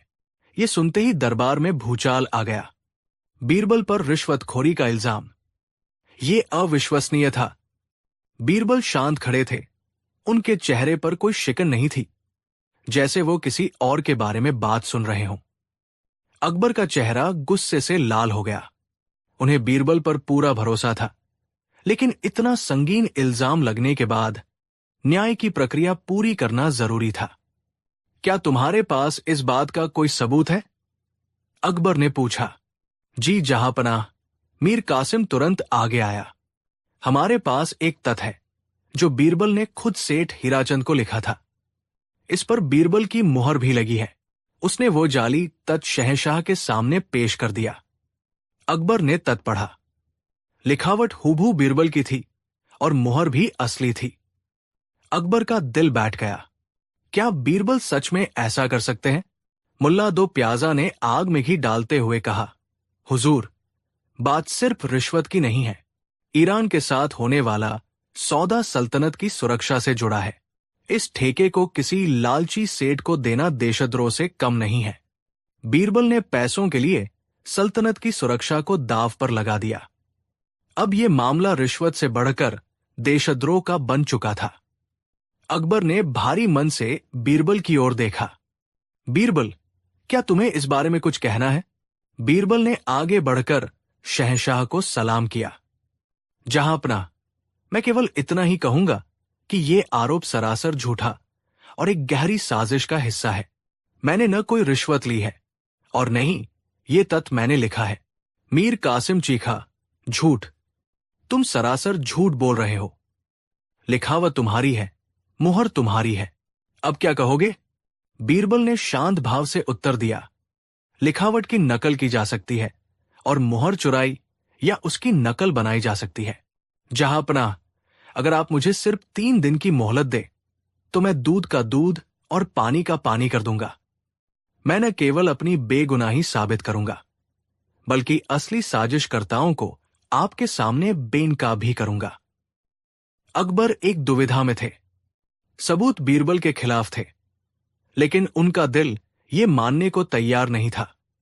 उन्होंने फैसला किया, ठीक है बीरबल, हम तुम्हें 3 दिन का समय देते हैं। इन 3 दिनों तक तुम्हें मंत्री पद से निलंबित किया जाता है और तुम महल छोड़कर नहीं जा सकते। अगर 3 दिन में तुम खुद को निर्दोष साबित नहीं कर पाए, तो तुम्हें हिंदुस्तान के कानून के मुताबिक सबसे सख्त सजा दी जाएगी। बीरबल ने सिर झुकाकर फैसला स्वीकार कर लिया। मीर कासिम, मुल्ला दो प्याजा और हकीम फरीद की आंखों में जीत की चमक थी। उन्हें लगा कि बीरबल अब फंस चुका है। महल में नजरबंद होने के बाद बीरबल ने उदास या परेशान होने का नाटक किया, लेकिन अंदर ही अंदर उनका दिमाग किसी शिकारी की तरह तेजी से काम कर रहा था। उन्हें पता था कि इस साजिश के पीछे कौन लोग हैं। अब जरूरत थी तो बस सबूत इकट्ठा करने की। उन्होंने सबसे पहले अपने सबसे वफादार जासूस कमाल को बुलाया, जो भेष बदलने में माहिर था। कमाल, बीरबल ने धीमी आवाज में कहा, मुझे पता है कि इस साजिश की सबसे कमजोर कड़ी है मेरा मुंशी राम भरोसे और सेठ हीराचंद। मुंशी ने ही मेरी लिखावट की नकल की होगी और मुहर चुराई होगी। तुम्हें एक नाटक करना है। बीरबल ने कमाल को पूरी योजना समझाई। अगली शाम कमाल एक बूढ़े बीमार फकीर का भेष बनाकर सेठ हीराचंद की हवेली के बाहर पहुंच गया। वो जोर जोर से खांस रहा था और बदन सीबी का रोना रो रहा था। हीराचंद, जो आज बीरबल को फंसाने के बाद बहुत खुश था, बाहर निकला और उसे डांट कर भगाने लगा। तभी कमाल, फकीर, ने हीराचंद के कान में फुसफुसाकर कहा, सेठ जी, मैं बीमार फकीर नहीं, बीरबल का जासूस हूं।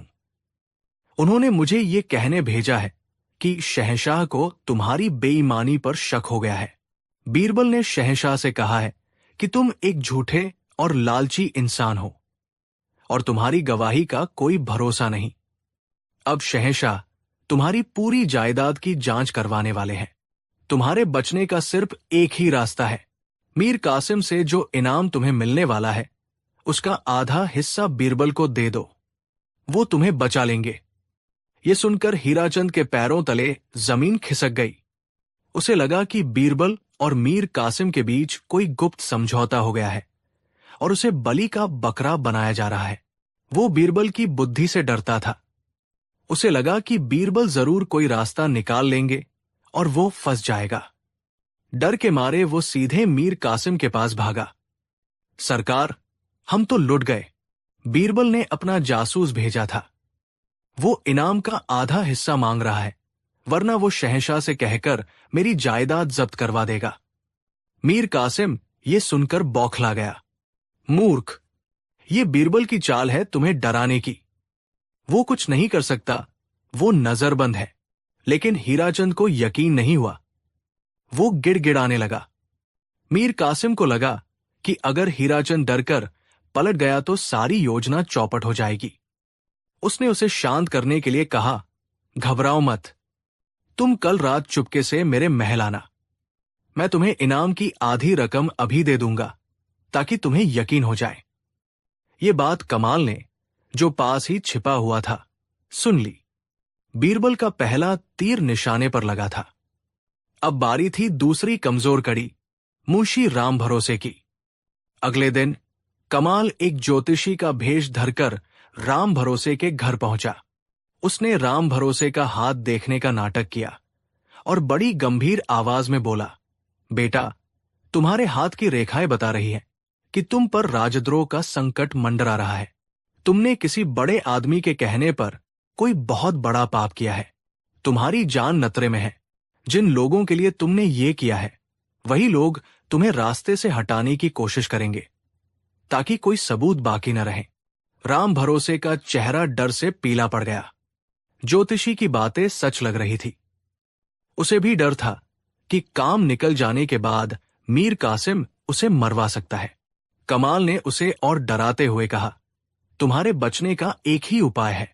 आज रात चांद निकलने के बाद शहर के पुराने शिव मंदिर के पीछे जाऊं और अपने गुनाह को एक कागज पर लिखकर उसे जमीन में गाड़ दो।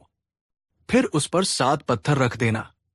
ऐसा करने से तुम्हारा पाप धरती माता सोख लेंगी और तुम्हारा संकट टल जाएगा। लालची होने के साथ साथ राम भरोसे अंध विश्वासी भी था। अपनी जान बचाने के लिए वो कुछ भी करने को तैयार था।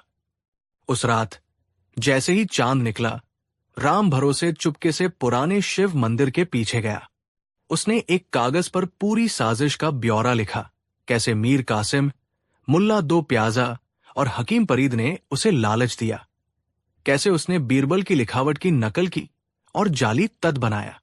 उसने वो कागज जमीन में गाड़ दिया। बीरबल के 2 सिपाही, जो पहले से ही वहां छिपे हुए थे, ने उसके जाने के बाद वो इकबालियानामा निकाल लिया। तीसरा और आखिरी दिन दरबार फिर से लगा। बीरबल को एक मुजरिम की तरह पेश किया गया। हाँ, बीरबल, अकबर ने भारी मन से पूछा, क्या तुम अपनी बेगुनाही का कोई सबूत लाए हो?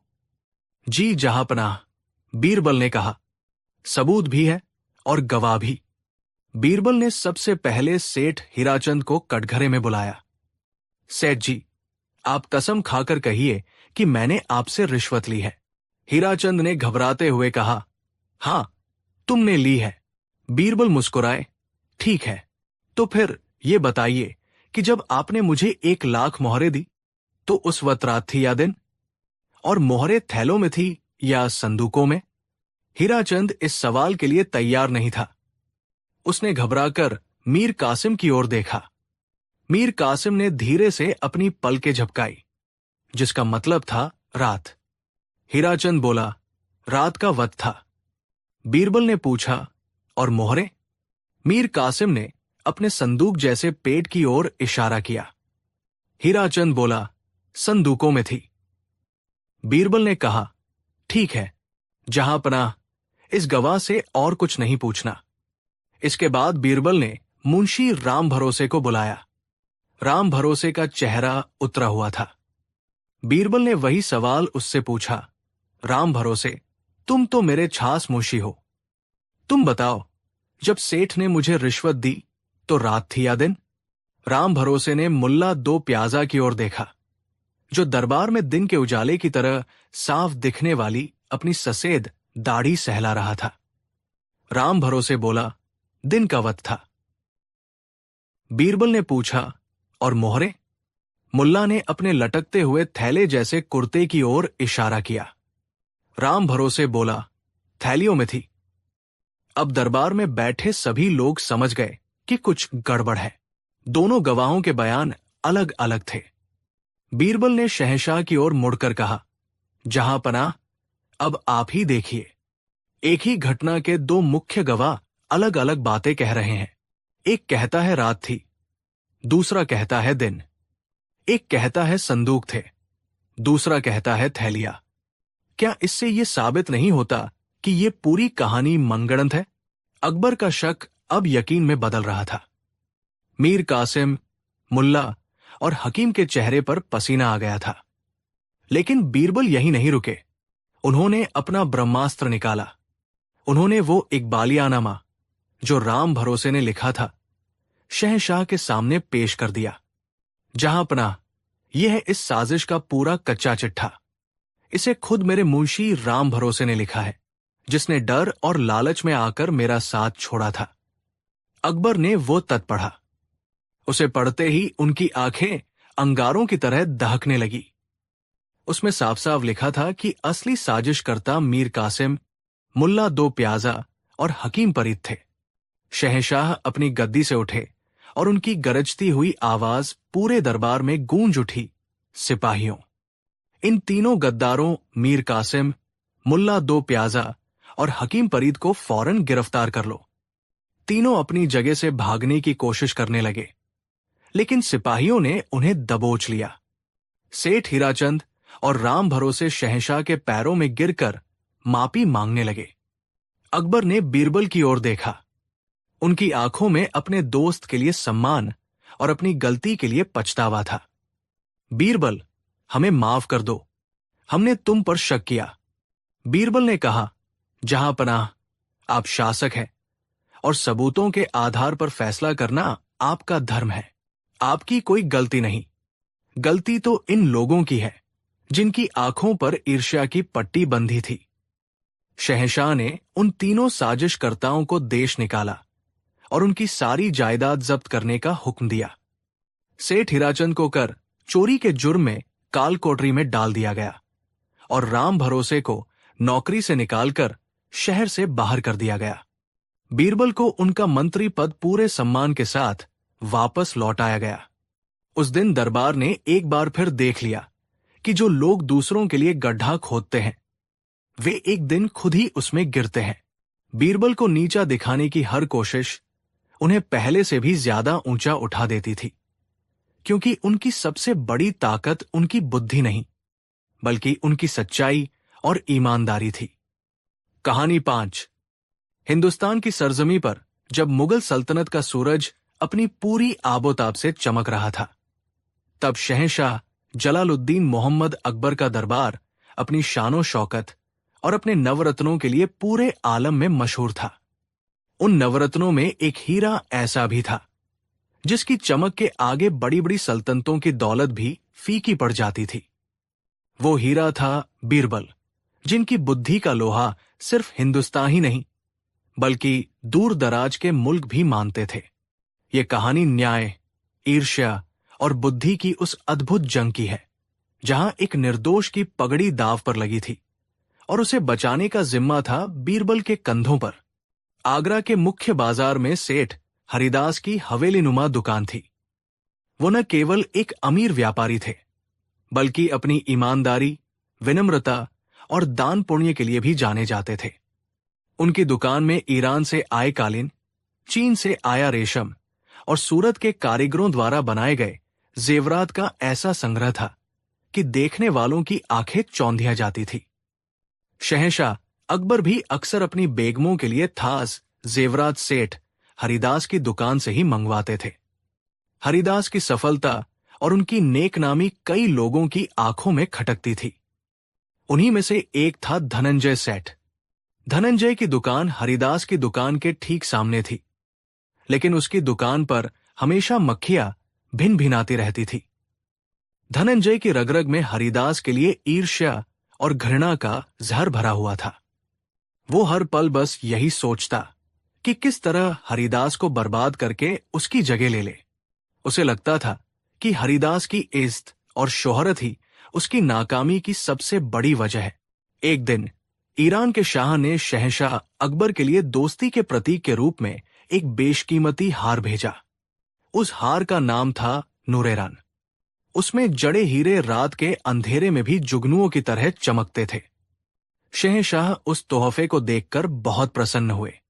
उन्होंने उस हार की सुरक्षा और उसकी देखरेख की जिम्मेदारी अपने सबसे भरोसेमंद व्यापारी सेठ हरिदास को सौंपी।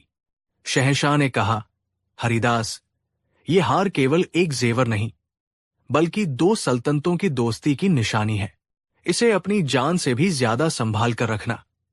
जब हम हुक्म देंगे इसे दरबार में पेश कर देना। हरिदास ने कांपते हाथों से वो हार लिया और अपनी छाती से लगाकर कहा, जहां पनाह, जब तक हरिदास जिंदा है इस हार पर आंच भी नहीं आएगी। ये अब मेरी जिंदगी का सबसे बड़ा अमानत है। हरिदास ने उस हार को अपनी दुकान की सबसे मजबूत तिजोरी में मखमल के संदूक में रखकर बंद कर दिया। तिजोरी की चाबी वो हमेशा अपनी कमर में बांध कर रखते थे। लेकिन हरिदास इस बात से अनजान थे कि एक जोड़ी शातिर आंखें अंधेरे में छिपकर ये सब देख रही थी। वो आंखें धनंजय सेठ की थी। जैसे ही उसने उस हार को देखा, उसके दिमाग में एक शैतानी योजना ने जन्म लिया। उसने सोचा, यही मौका है हरिदास को हमेशा के लिए मिटाने का। अगर ये हार चोरी हो जाए तो शहंशाह के गजब से इसे कोई नहीं बचा सकता। उस रात जब पूरा आगरा चांदनी की चादर ओढ़े सो रहा था, धनंजय ने अपनी योजना को अंजाम दिया। उसने शहर के एक माहिर चोर और चाबी बनाने वाले की मदद से हरिदास की तिजोरी की एक नकली चाबी बनवा ली थी। उसने चोर को दुकान के पीछे की दीवार से अंदर भेजा।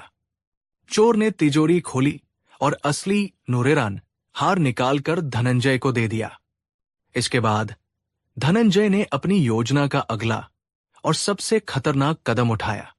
उसने एक बेहतरीन कारीगर से उस हार की हूबहू नकल बनवाई थी। ये नकल इतनी शानदार थी कि कोई पारखी ही असली और नकली का फर्क बता सकता था।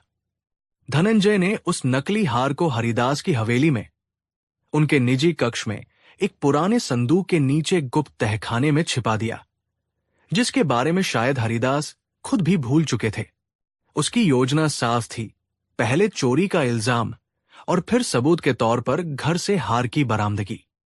अगली सुबह जब हरिदास ने अपनी दुकान खोली तो सब कुछ सामान्य था, लेकिन जब उसकी नजर तिजोरी पर पड़ी तो उसके पैरों तले जमीन खिसक गई। तिजोरी का ताला खुला हुआ था और अंदर से हार गायब था। उसके हलक से चीख निकल गई, लुट गया, मैं बर्बाद हो गया।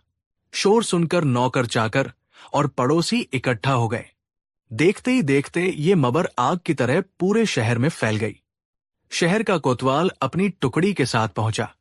धनंजय भी भीड़ में खड़ा होकर घड़ियाली आंसू बहा रहा था और कह रहा था, बहुत बुरा हुआ हरिदास भाई के साथ, बेचारे की तो दुनिया ही उजड़ गई। खबर शहंशाह अकबर तक पहुंची। वो गुस्से से आग बुला हो गए। दोस्ती की निशानी का चोरी हो जाना उनके लिए अपनी सल्तनत की तौहीन के बराबर था। उन्होंने फौरन हरिदास को गिरफ्तार करने का हुक्म दिया। बेचारे हरिदास को जंजीरों में जकड़कर दरबार में पेश किया गया। अकबर ने गरजते हुए पूछा, हरिदास, हमने तुम पर भरोसा किया और तुमने हमारी पीठ में छुरा घूम दिया। कहाँ है हमारा हार? हरिदास रोते हुए बोला, जहां पनाह, मैं बेकसूर हूं। मैंने आपकी अमानत में खयानत नहीं की। किसी ने मुझे फंसाने के लिए यह साजिश रची है। मेरी तिजोरी से हार चोरी हो गया है। तभी धनंजय, जो गवाह के तौर पर दरबार में मौजूद था, आगे आया और बोला, जहां पनाह, मुझे शक है कि हरिदास झूठ बोल रहा है। हो सकता है इसने लालच में आकर हार कहीं छिपा दिया हो। इसके घर की तलाशी ली जानी चाहिए। अकबर ने हुक्म दिया। सिपाही हरिदास की हवेली पहुंचे। धनंजय भी साथ गया और बड़ी चालाकी से सिपाहियों का ध्यान उस पुराने संदूक की तरफ खींचा। जब संदूक हटाया गया तो नीचे का गुप्त तहखाना खुल गया और उसमें से नूरेरान, नकली वाला, बरामद हुआ। जब वो हार दरबार में पेश किया गया तो सब सन्न रह गए। हरिदास के खिलाफ सबूत पत्थर की तरह मजबूत था। चोरी, झूठ और फिर घर में हार का मिलना, ये किसी भी सूरत में मापी के लायक गुनाह नहीं था। अकबर ने गुस्से में अपनी तलवार निकाल ली। धोखेबाज, तुम्हारी सजा सिर्फ मौत है। कल सूरज उगने से पहले तुम्हारा सर धड़ से अलग कर दिया जाएगा। हरिदास का पूरा परिवार, उसकी पत्नी और बच्चे दरबार में दहाड़े मारकर रोने लगे। हरिदास पत्थर की मूरत बना खड़ा था। उसे समझ नहीं आ रहा था कि ये सब कैसे हो गया। वो जानता था कि हार उसकी तिजोरी से चोरी हुआ था, तो फिर ये उसके घर में कैसे पहुंच गया? पूरा दरबार शोक और गुस्से में डूबा था। तभी एक शांत और स्थिर आवाज गूंजी, एक पल रुकिए, जहां पनाह। सबने पलटकर देखा। ये बीरबल थे, जो किसी जरूरी काम से शहर से बाहर गए थे और अभी अभी लौटे थे। उन्होंने आते ही सारी कहानी सुन ली थी। बीरबल ने अकबर को सलाम किया और कहा, आलम पनाह, मैं सेठ हरिदास को बरसों से जानता हूं। उनकी ईमानदारी की कस्में खाई जाती हैं। मुझे यकीन है कि इस मामले में कोई गहरा राज छिपा है। न्याय करने से पहले सच की तह तक पहुंचना जरूरी है। क्या आप मुझे इस मामले की जांच के लिए सिर्फ 24 घंटे की मोहलत देंगे? अकबर बीरबल की बहुत इज्जत करते थे। उन्होंने एक गहरी सांस ली और कहा, ठीक है बीरबल, हम तुम्हें 1 दिन का वक्त देते हैं। अगर कल शाम तक तुम हरिदास को बेगुनाह साबित नहीं कर पाए तो उसे कोई नहीं बचा सकता। और याद रहे, अगर तुम नाकाम हुए तो हमारी नजरों में तुम्हारी इज्जत भी कम हो जाएगी। बीरबल सबसे पहले कारागार में हरिदास से मिलने गए। हरिदास पूरी तरह टूट चुका था। बीरबल ने उसके कंधे पर हाथ रखा और कहा, सेठ जी, हिम्मत मत हारिए, मुझे पूरी कहानी विस्तार से बताइए, छोटी से छोटी बात भी मत छिपाइएगा। हरिदास ने रोते रोते सब कुछ बताया। उसने बताया कि कैसे उसने हार को तिजोरी में रखा था और कैसे अगली सुबह वो गायब मिला। उसने ये भी बताया कि उसके घर में उस गुप्त तहखाने के बारे में किसी को नहीं पता था, यहां तक कि वो खुद भी उसके बारे में लगभग भूल चुका था। बीरबल ने उसकी आंखों में देखा। वहां डर था, दुख था, लेकिन झूठ नहीं था। बीरबल को यकीन हो गया कि हरिदास निर्दोष है। इसके बाद बीरबल सीधे हरिदास की दुकान पहुंचे। उन्होंने हर चीज का बारीकी से मुआयना किया। उन्होंने तिजोरी को देखा, उसके ताले को परखा। सब कुछ ठीक लग रहा था। फिर उनकी नजर एक छोटी सी चीज पर पड़ी, जिसे कोतवाल और उसके सिपाहियों ने नजरअंदाज कर दिया था। तिजोरी के पास जमीन पर इत्र की एक बहुत ही हल्की लेकिन अनोखी महक आ रही थी। ये गुलाब या चमेली की खुशबू नहीं थी। ये एक खास किस्म के कस्तूरी इत्र की महक थी, जो आगरा में बहुत कम लोग इस्तेमाल करते थे। बीरबल ने दुकान के नौकरों से पूछताछ की, क्या सेठ हरिदास इस तरह का इत्र इस्तेमाल करते हैं? एक पुराने नौकर ने कहा, नहीं हुजूर, सेठ जी तो सिर्फ चंदन का इत्र लगाते हैं। बीरबल के दिमाग की घंटी बजी। ये एक अहम सुराग था। बीरबल ने अपना भेष बदला और एक आम सौदागर बनकर बाजार में घूमने लगे। वो लोगों से हरिदास और धनंजय के बारे में बातें करने लगे। ज्यादातर लोगों ने हरिदास की तारीफ की, लेकिन कुछ लोगों ने यह भी बताया कि धनंजय सेठ हमेशा हरिदास से जलता था और अक्सर उसके खिलाफ बातें करता था। बीरबल धनंजय की दुकान के पास पहुंचे। दुकान के अंदर से वही कस्तूरी इत्र की तेज महक आ रही थी। बीरबल समझ गए कि वो सही रास्ते पर है। उन्होंने एक ग्राहक बनकर दुकान में प्रवेश किया। धनंजय आज बहुत खुश था। वो ग्राहकों से बड़े मीठे अंदाज में बात कर रहा था। बीरबल ने उससे कुछ यूं ही बातें की और फिर हार के बारे में पूछा। धनंजय ने बड़ी हमदर्दी जताते हुए कहा, बड़ा अफसोस हुआ सुनकर। हरिदास तो मेरा भाई जैसा था, लेकिन देखो, लालच ने उसे अंधा कर दिया। शहंशाह की अमानत में खयानत कर दी। बीरबल उसकी आंखों में झांक रहे थे। उसकी जबान पर हमदर्दी थी, लेकिन आंखों में जीत की चमक थी। बीरबल ने वहां से निकलते हुए बड़ी चालाकी से धनंजय के एक नौकर से बात की। उन्होंने उसे कुछ सिक्के दिए और पूछा कि सेठ जी आज इतने खुश क्यों हैं? नौकर ने धीरे से बताया, साहब, सेठ जी ने कल रात शहर के सबसे बड़े सुनार माणिकचंद को अपने घर बुलाया था। पता नहीं क्या काम था, लेकिन जब माणिकचंद गया तो सेठ जी ने हमें मिठाई बांटी थी। माणिकचंद, ये नाम सुनते ही बीरबल के दिमाग में बिजली कौंध गई। माणिकचंद आगरा का सबसे माहिर कारीगर था, जो हूबहू नकल बनाने में उस्ताद था। बीरबल सीधे माणिकचंद की दुकान पर पहुंचे। माणिकचंद बीरबल को देखकर घबरा गया। बीरबल ने नरमी से कहा, माणिकचंद, डरो मत। मैं जानता हूं कि तुम एक कारीगर हो और अपना काम करते हो। मुझे सिर्फ सच बताओ, क्या कल रात तुम धनंजय सेठ के घर गए थे? उसने तुमसे क्या बनवाया था? माणिकचंद पहले तो मुकरता रहा, लेकिन जब बीरबल ने शहंशाह अकबर का वास्ता दिया तो वो टूट गया। उसने कबूल किया कि धनंजय ने उसे कुछ हफ्ते पहले नूरेरान जैसा ही एक हार बनाने का ऑर्डर दिया था। उसने बताया कि धनंजय ने उसे मुहमांगी कीमत दी थी और इस बात को राज रखने के लिए कहा था। अब बीरबल के सामने पूरी तस्वीर शीशे की तरह साफ हो गई थी। धनंजय ने ही असली हार चुराया था और उसकी जगह नकली हार हरिदास के घर में छिपा दिया था। लेकिन अब सवाल यह था कि इसे दरबार में साबित कैसे किया जाए। धनंजय बहुत शातिर था। वो आसानी से अपना गुनाह कबूल नहीं करेगा। अगला दिन शाम का वक्त अकबर का दरबार खचाखच भरा हुआ था। हरिदास को फांसी के तख्ते की ओर ले जाने की तैयारी हो रही थी। उसकी आंखें पथरा चुकी थी। धनंजय सेठ विजेता की मुस्कान के साथ एक कोने में खड़ा था। शहंशाह अकबर अपने सिंहासन पर बैठे और उन्होंने जल्लाद को इशारा करने के लिए हाथ उठाया ही था कि बीरबल ने दरबार में प्रवेश किया। रुकिए जहांपनाह, न्याय अभी बाकी है। अकबर ने गुस्से से कहा, बीरबल, तुम्हारा वध तत्म हुआ। क्या तुम कोई सबूत लाए हो? बीरबल ने मुस्कुराते हुए कहा, जहांपनाह, मैं सबूत भी लाया हूं, और असली चोर को भी। यह सुनकर दरबार में सनसनी फैल गई। धनंजय का चेहरा पीला पड़ गया। बीरबल ने सिपाहियों को हुक्म दिया कि दरबार के बीचों बीच एक बड़ा सा पानी का टब रखा जाए और उसे दूध से भर दिया जाए। सब हैरान थे कि बीरबल ये क्या कर रहे हैं। जब टब दूध से भर गया तो बीरबल ने वो हार जो हरिदास के घर से मिला था अपने हाथ में लिया और कहा, जहांपनाह, ये कोई मामूली हार नहीं है। ये ईरान के शाह ने भेजा है और इसमें एक जादुई शक्ति है। कहते हैं कि इसे बनाने वाले ने इसमें एक खास रसायन मिलाया है।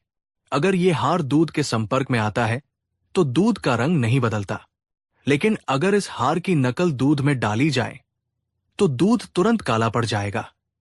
ये सुनकर धनंजय के पसीने छूटने लगे। उसे पता था कि यह हार नकली है और अगर बीरबल ने इसे दूध में डाल दिया तो उसका राज खुल जाएगा। बीरबल ने हार को दूध के टब के ऊपर लटकाया और धीरे धीरे उसे नीचे करने लगे। पूरा दरबार सांस रोके देख रहा था। हरिदास भी उम्मीद भरी नजरों से देख रहा था। जैसे ही हार दूध की सतह को छूने वाला था, धनंजय अपनी घबराहट पर काबू नहीं रख सका। वो जोर से चीखा, ठहरो, ऐसा मत करो। ये हार नकली है, मैंने इसे बनवाया है। एक पल के लिए पूरे दरबार में मौत जैसा सन्नाटा छा गया और फिर जैसे ही लोगों को समझ आया कि क्या हुआ है, सब चौंक गए। धनंजय ने अपना गुनाह खुद ही कबूल कर लिया था। अकबर अपने सिंहासन से उठ खड़े हुए। क्या? ये क्या कह रहे हो तुम? बीरबल ने हार को दूध में डाले बिना ही बाहर निकाल लिया और मुस्कुराए। जहांपनाह, जैसा कि मैंने कहा था, असली चोर पकड़ा गया। दूध के काले होने की कहानी तो मैंने सिर्फ चोर के दिल में छिपा डर बाहर निकालने के लिए गढ़ी थी। इस हार में ऐसी कोई जादुई शक्ति नहीं है, लेकिन चोर के मन का डर ही सबसे बड़ा जादू होता है। इसके बाद बीरबल ने माणिकचंद सुनार को दरबार में पेश किया, जिसने धनंजय के कहने पर नकली हार बनाने की बात कबूल की। बीरबल ने उस चोर को भी पकड़वा लिया था जिसने तिजोरी से असली हार चुराया था। चोर ने बताया कि असली नूरेरान धनंजय की हवेली में तहखाने में छिपा है। सिपाहियों ने फौरन धनंजय के घर छापा मारा और असली हार बरामद कर लिया। अब सच सूरज की तरह चमक रहा था। शहंशाह अकबर को अपनी जल्दबाजी पर बहुत पछतावा हुआ। उन्होंने तुरंत हरिदास को बाइस्तबरी करने का हुक्म दिया। उन्होंने हरिदास से माफी मांगी और उसे इनाम के तौर पर 1000 सोने की मोहरें भी दी। फिर वो धनंजय की ओर मुड़े। उनका चेहरा गुस्से से लाल था। तुम्हारी ईर्ष्या ने तुम्हें अंधा कर दिया था। तुमने न सिर्फ एक बेगुनाह को फंसाया, बल्कि सल्तनत की दोस्ती को भी दांव पर लगा दिया। तुम्हारी सजा मौत से भी बदतर होगी। इसे जिंदगी भर के लिए काला पानी की सजा दी जाती है। धनंजय को घसीटकर दरबार से बाहर ले जाया गया। जब दरबार खाली हो गया तो अकबर ने बीरबल को अपने पास बुलाया और गले लगा लिया। बीरबल, आज तुमने एक बार फिर साबित कर दिया कि तुम्हारी बुद्धि का कोई मुकाबला नहीं।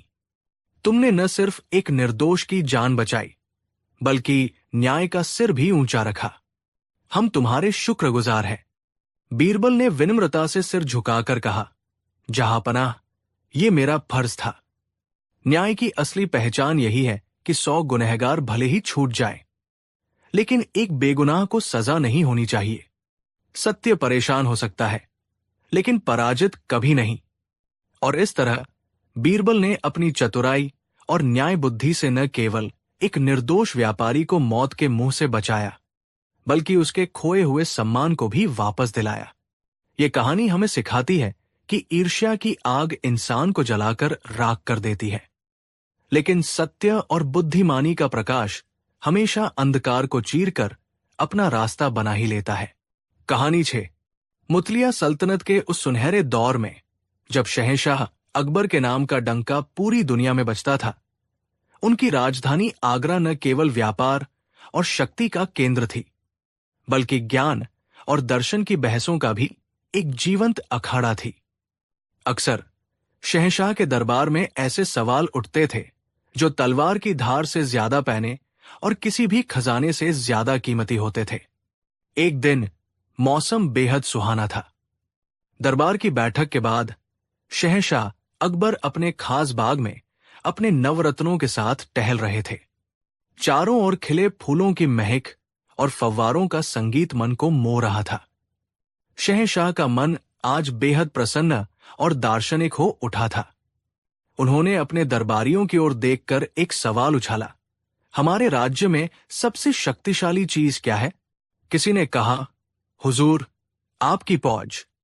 किसी ने कहा, सल्तनत का खजाना। तानसेन ने कहा, जहांपनाह, संगीत जो दिलों को जीत लेता है। लेकिन बीरबल शांत खड़े थे। अकबर ने उनकी ओर देखकर मुस्कुराते हुए पूछा, बीरबल, तुम खामोश क्यों हो? तुम्हारी क्या राय है? बीरबल ने अदब से सिर झुकाकर कहा, आलमपनाह, मेरी नजर में इस दुनिया की सबसे शक्तिशाली चीज है इंसान का लालच। ये अच्छों को बुरा, बुद्धिमानों को मूर्ख और राजा को फकीर बना सकता है। ये एक ऐसी आग है जो कभी नहीं बुझती। ये सुनकर दरबार में बैठे एक बुजुर्ग और बेहद नेक आलिम मौलाना करीमुद्दीन, जो अपनी सादगी और संतोष के लिए जाने जाते थे, ने असहमति जताते हुए कहा, गुस्ताखी माफ हुजूर, लेकिन मैं बीरबल की बात से पूरी तरह सहमत नहीं हूं। माना कि आम इंसान लालच के जाल में फंस जाता है, लेकिन दुनिया में ऐसे भी लोग हैं जिन्होंने अपनी इच्छाओं पर विजय पाली है। साधु, संत, फकीर और कई नेक इंसान ऐसे हैं जिन्हें दुनिया की दौलत छू भी नहीं सकती। संतोष ही उनका असली धन है। शहंशाह अकबर को मौलाना की बात में वजन लगा। वो खुद भी मानते थे कि इंसानियत में अभी भी अच्छाई और संतोष जिंदा है। उन्होंने बीरबल की ओर देखकर कहा, बीरबल, हमें भी मौलाना की बात सही लगती है। तुम हर इंसान को एक ही तराजू में नहीं तौल सकते। हर कोई लालची नहीं होता। बीरबल के चेहरे पर एक रहस्यमयी मुस्कान तैर गई। उन्होंने कहा, जहांपनाह, मैं आपकी और मौलाना साहब की इज्जत करता हूं, लेकिन मेरा मानना है कि लालच इंसान के स्वभाव का एक अभिन्न हिस्सा है। किसी में कम, किसी में ज्यादा, लेकिन होता सब में है। ये बस सही मौके का इंतजार करता है। अगर आप हुक्म दे तो मैं 1 महीने के भीतर अपनी बात को सिर्फ लफ्जों से नहीं बल्कि अमल से साबित कर सकता हूं। अकबर की आंखों में चुनौती की चमक आ गई। मंजूर है बीरबल, हम तुम्हें 1 महीने का वक्त और शाही खजाने से 1 लाख सोने की मोहरें देते हैं। तुम अपनी बात साबित करके दिखाओ। लेकिन याद रहे, अगर तुम नाकामयाब रहे तो तुम्हें पूरे दरबार के सामने ये मानना होगा कि तुम्हारा नजरिया गलत था और तुम्हें 1 महीने के लिए मंत्री पद से हटा दिया जाएगा। बीरबल ने चुनौती स्वीकार कर ली। मुझे मंजूर है जहांपनाह। दरबार में कानाफूसी शुरू हो गई। बीरबल ने यह कैसा बीड़ा उठा लिया था? वो ये कैसे साबित करेंगे कि हर इंसान, यहां तक कि सबसे नेक और संत भी लालची है? अगले दिन से बीरबल ने अपनी योजना पर काम करना शुरू कर दिया। उन्होंने शाही खजाने से मिली 1 लाख सोने की मोहरें ली और शहर के बाहर यमुना नदी के किनारे एक बड़े से बाग को चुना। उस बाग के बीचों बीच एक खूबसूरत तालाब था।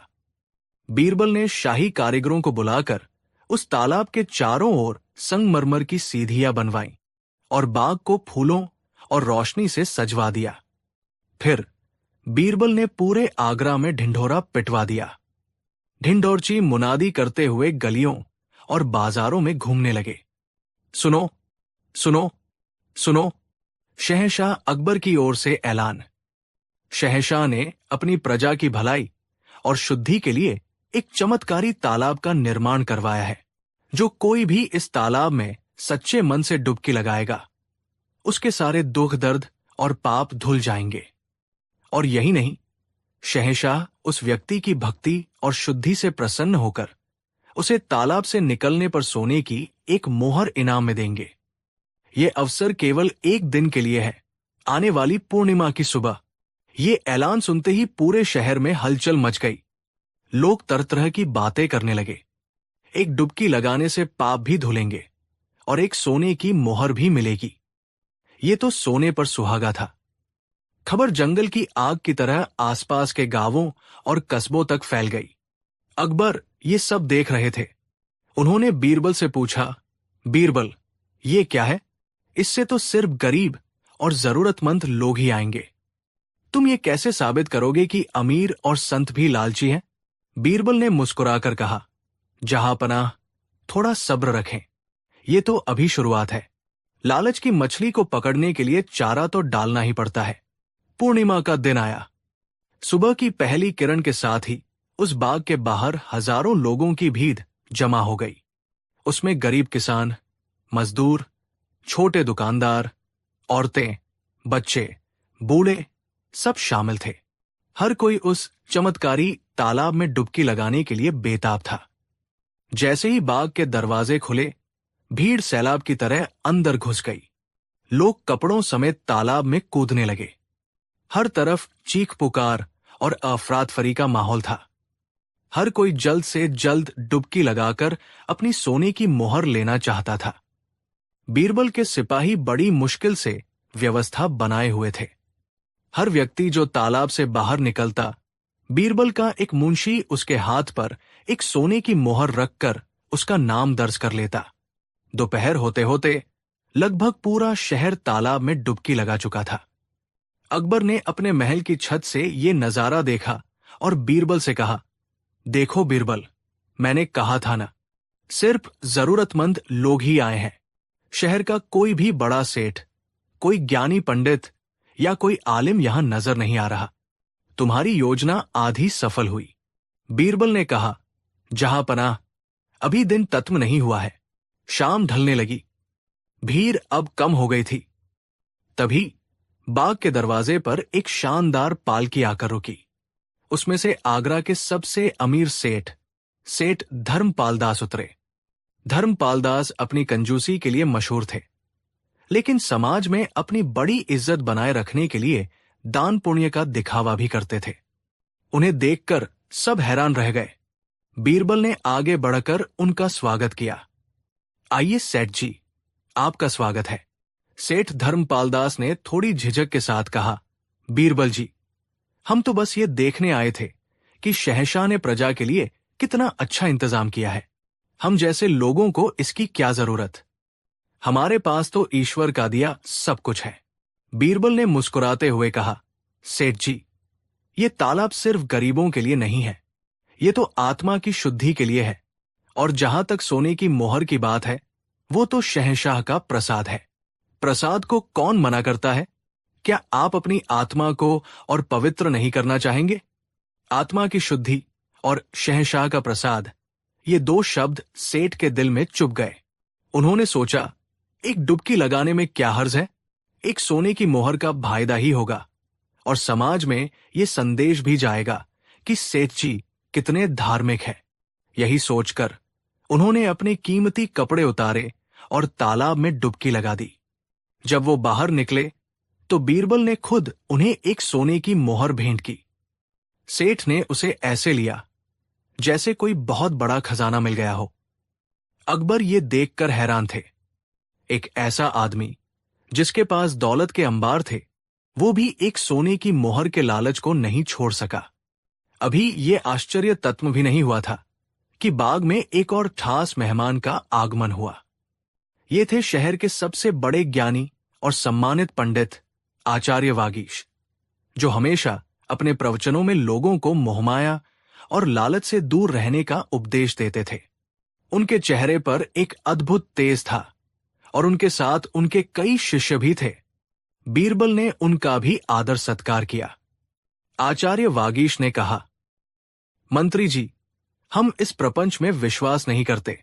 आत्मा की शुद्धि किसी तालाब में नहाने से नहीं, बल्कि ज्ञान और वैराग्य से होती है। बीरबल ने हाथ जोड़कर कहा, आचार्य जी, आप सत्य कहते हैं, लेकिन शहंशाह की इच्छा थी कि राज्य के सबसे बड़े ज्ञानी के रूप में आप इस तालाब को अपनी चरण धूलि से पवित्र करें, ताकि इसका चमत्कारी प्रभाव और बढ़ जाए। ये सोने की मोहर तो मात्र एक प्रतीक है, शहंशाह की ओर से आपकी विद्वत्ता को एक छोटी सी भेंट। यदि आप इसे स्वीकार करेंगे तो शहंशाह समझेंगे कि उनका प्रयास सफल हुआ। बीरबल ने बड़ी चालाकी से इसे आचार्य के सम्मान और अहंकार से जोड़ दिया था। आचार्य जी एक पल के लिए सोच में पड़ गए। अगर वो मना करते हैं तो ये शहंशाह की इच्छा का अपमान होगा, और अगर वो डुबकी लगाते हैं तो एक सोने की मोहर के साथ साथ उनका सम्मान और भी बढ़ जाएगा। लोग कहेंगे कि आचार्य जी कितने महान हैं। उन्होंने शहंशाह का मान रखने के लिए अपने सिद्धांतों से समझौता किया। यही सोचकर आचार्य वागीश ने अपने शिष्यों को इशारा किया और तालाब की ओर बढ़ गए। उन्होंने बड़ी शान से डुबकी लगाई। जब वो बाहर आए तो बीरबल ने उन्हें एक सोने की मोहर भेंट की, जिसे उन्होंने अपने शिष्य को पकड़ा दिया, जैसे उन्हें उसकी कोई परवाह ही न हो। अब अकबर के पास कहने को कुछ नहीं था। उन्होंने देखा कि कैसे बीरबल ने अपनी बुद्धि से एक अमीर सेठ और एक ज्ञानी पंडित दोनों के मन में छिपे लालच को उजागर कर दिया था। लेकिन बीरबल का इम्तिहान अभी बाकी था। उन्होंने अकबर से कहा, जहां पनाह, अभी भी कुछ लोग बाकी हैं।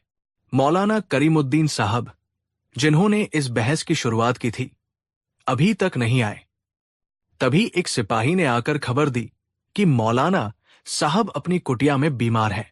बीरबल ने अकबर से इजाजत ली और खुद एक पालकी और कुछ मोहरें लेकर मौलाना की कुटिया की ओर चल दिए। मौलाना एक छोटी सी टूटी फूटी झोपड़ी में रहते थे। बीरबल ने अंदर जाकर देखा, वो सच में तेज बुठार से तप रहे थे। बीरबल ने कहा, मौलाना साहब, आपकी तबीयत नासाज है। शहंशाह को आपकी बहुत चिंता है। उन्होंने आपके लिए ये पालकी भिजवाई है ताकि आप बाग तक चल सकें और तालाब में स्नान करके स्वस्थ हो जाएं। और ये 100 सोने की मोहरें आपके इलाज के लिए भेंट भेजी है। मौलाना ने कांपती हुई आवाज में कहा, बीरबल, मुझे इन मोहरों की जरूरत नहीं। अल्लाह ने मुझे संतोष दिया है और मैं इस चमत्कारी तालाब पर भी यकीन नहीं करता। शिफा देने वाला तो ऊपर वाला है। बीरबल को लगा कि शायद वो यहां हार जाएंगे, लेकिन उन्होंने अपना आखिरी दाव खेला। मौलाना साहब, आप ठीक कहते हैं, लेकिन शहंशाह ने एक और ऐलान किया है।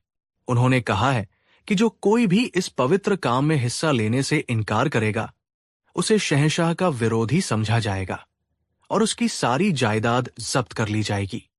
ये सुनकर मौलाना के चेहरे का रंग उड़ गया।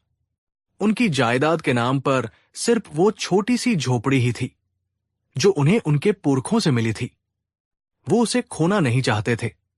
उन्होंने एक गहरी सांस ली और बोले, अगर शहंशाह का यही हुक्म है तो मैं इसे टाल नहीं सकता।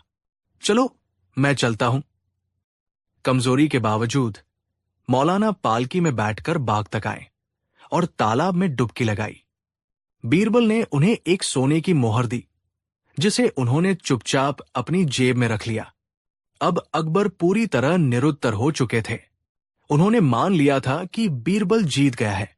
उन्होंने कहा, मान गए बीरबल, तुमने साबित कर दिया कि कोई भी इंसान लालच से अछूता नहीं है। तुम्हारी बुद्धि का कोई जवाब नहीं। लेकिन बीरबल ने कहा, जहां पनाह, मेरा इम्तिहान अभी पूरा नहीं हुआ है। अकबर ने हैरानी से पूछा, अब कौन बाकी रह गया है? बीरबल ने एक गहरी नजर अकबर पर डाली और कहा, एक इंसान जो इस सल्तनत में सबसे शक्तिशाली, सबसे अमीर और सबसे बुद्धिमान माना जाता है। अकबर समझ नहीं पाए, तुम किसकी बात कर रहे हो? बीरबल ने सिर झुकाकर कहा, आपकी। जहां पनाह। दरबार में सन्नाटा छा गया। अकबर को क्रोध आ गया। तुम्हारी ये जुर्रत, बीरबल, तुम कहना क्या चाहते हो? हम लालची हैं? हमारे पास किस चीज की कमी है जो हम लालच करेंगे? बीरबल ने शांत भाव से उत्तर दिया, जहांपनाह, लालच सिर्फ धन दौलत का नहीं होता, ये सत्ता का, सम्मान का और अपनी बात को सही साबित करने का भी होता है। आपने मुझसे ये शर्त क्यों लगाई? क्योंकि आप ये साबित करना चाहते थे कि आपका नजरिया सही है। ये भी तो एक तरह का वैचारिक लालच ही है। आप अपनी जीत चाहते थे। अगर आप लालच से परे होते तो आप इस बहस को वही खत्म कर देते और मेरी बात को या तो मान लेते या नजरअंदाज कर देते। लेकिन आपने इसे अपनी शान का सवाल बना लिया। अकबर आवाक रह गए। बीरबल की बातों में इतनी सच्चाई और गहराई थी कि वो उसे काट नहीं सके। उन्हें एहसास हुआ कि बीरबल सही कह रहे थे। अपनी बात को मनवाने की इच्छा भी एक गहरा लालच ही है। अकबर अपने सिंहासन से उठे और बीरबल के पास आए। उन्होंने बीरबल के कंधे पर हाथ रखा और उनकी आंखों में देखकर कहा, बीरबल, आज तुमने हमें नहीं बल्कि पूरी इंसानियत को एक बहुत बड़ा आईना दिखाया है। तुम सिर्फ एक मंत्री नहीं, एक सच्चे गुरु हो। तुम शर्त जीत गए। ये पद हमेशा तुम्हारा ही रहेगा। बीरबल ने सिर झुका लिया। शुक्रिया जहांपनाह। मेरा मकसद आपको नीचा दिखाना नहीं था, बल्कि इंसान के स्वभाव की उस सच्चाई से आपको रूबरू कराना था, जिसे समझकर ही एक शासक सही न्याय कर सकता है। लालच बुरा नहीं है जहांपनाह। यही लालच इंसान को आगे बढ़ने की प्रेरणा देता है। लेकिन जब यह हद से बढ़ जाता है तो विनाश का कारण बनता है। एक बादशाह को अपनी प्रजा के इसी स्वभाव को समझकर राज करना चाहिए। उस दिन के बाद अकबर का अपनी प्रजा को देखने का नजरिया हमेशा के लिए बदल गया। उन्हें समझ आ गया था कि हर इंसान के अंदर एक लालच छिपा है और उसे सही दिशा देना ही एक सच्चे शासक की सबसे बड़ी जिम्मेदारी है। और बीरबल की बुद्धिमानी का किस्सा इतिहास के पन्नों में हमेशा के लिए अमर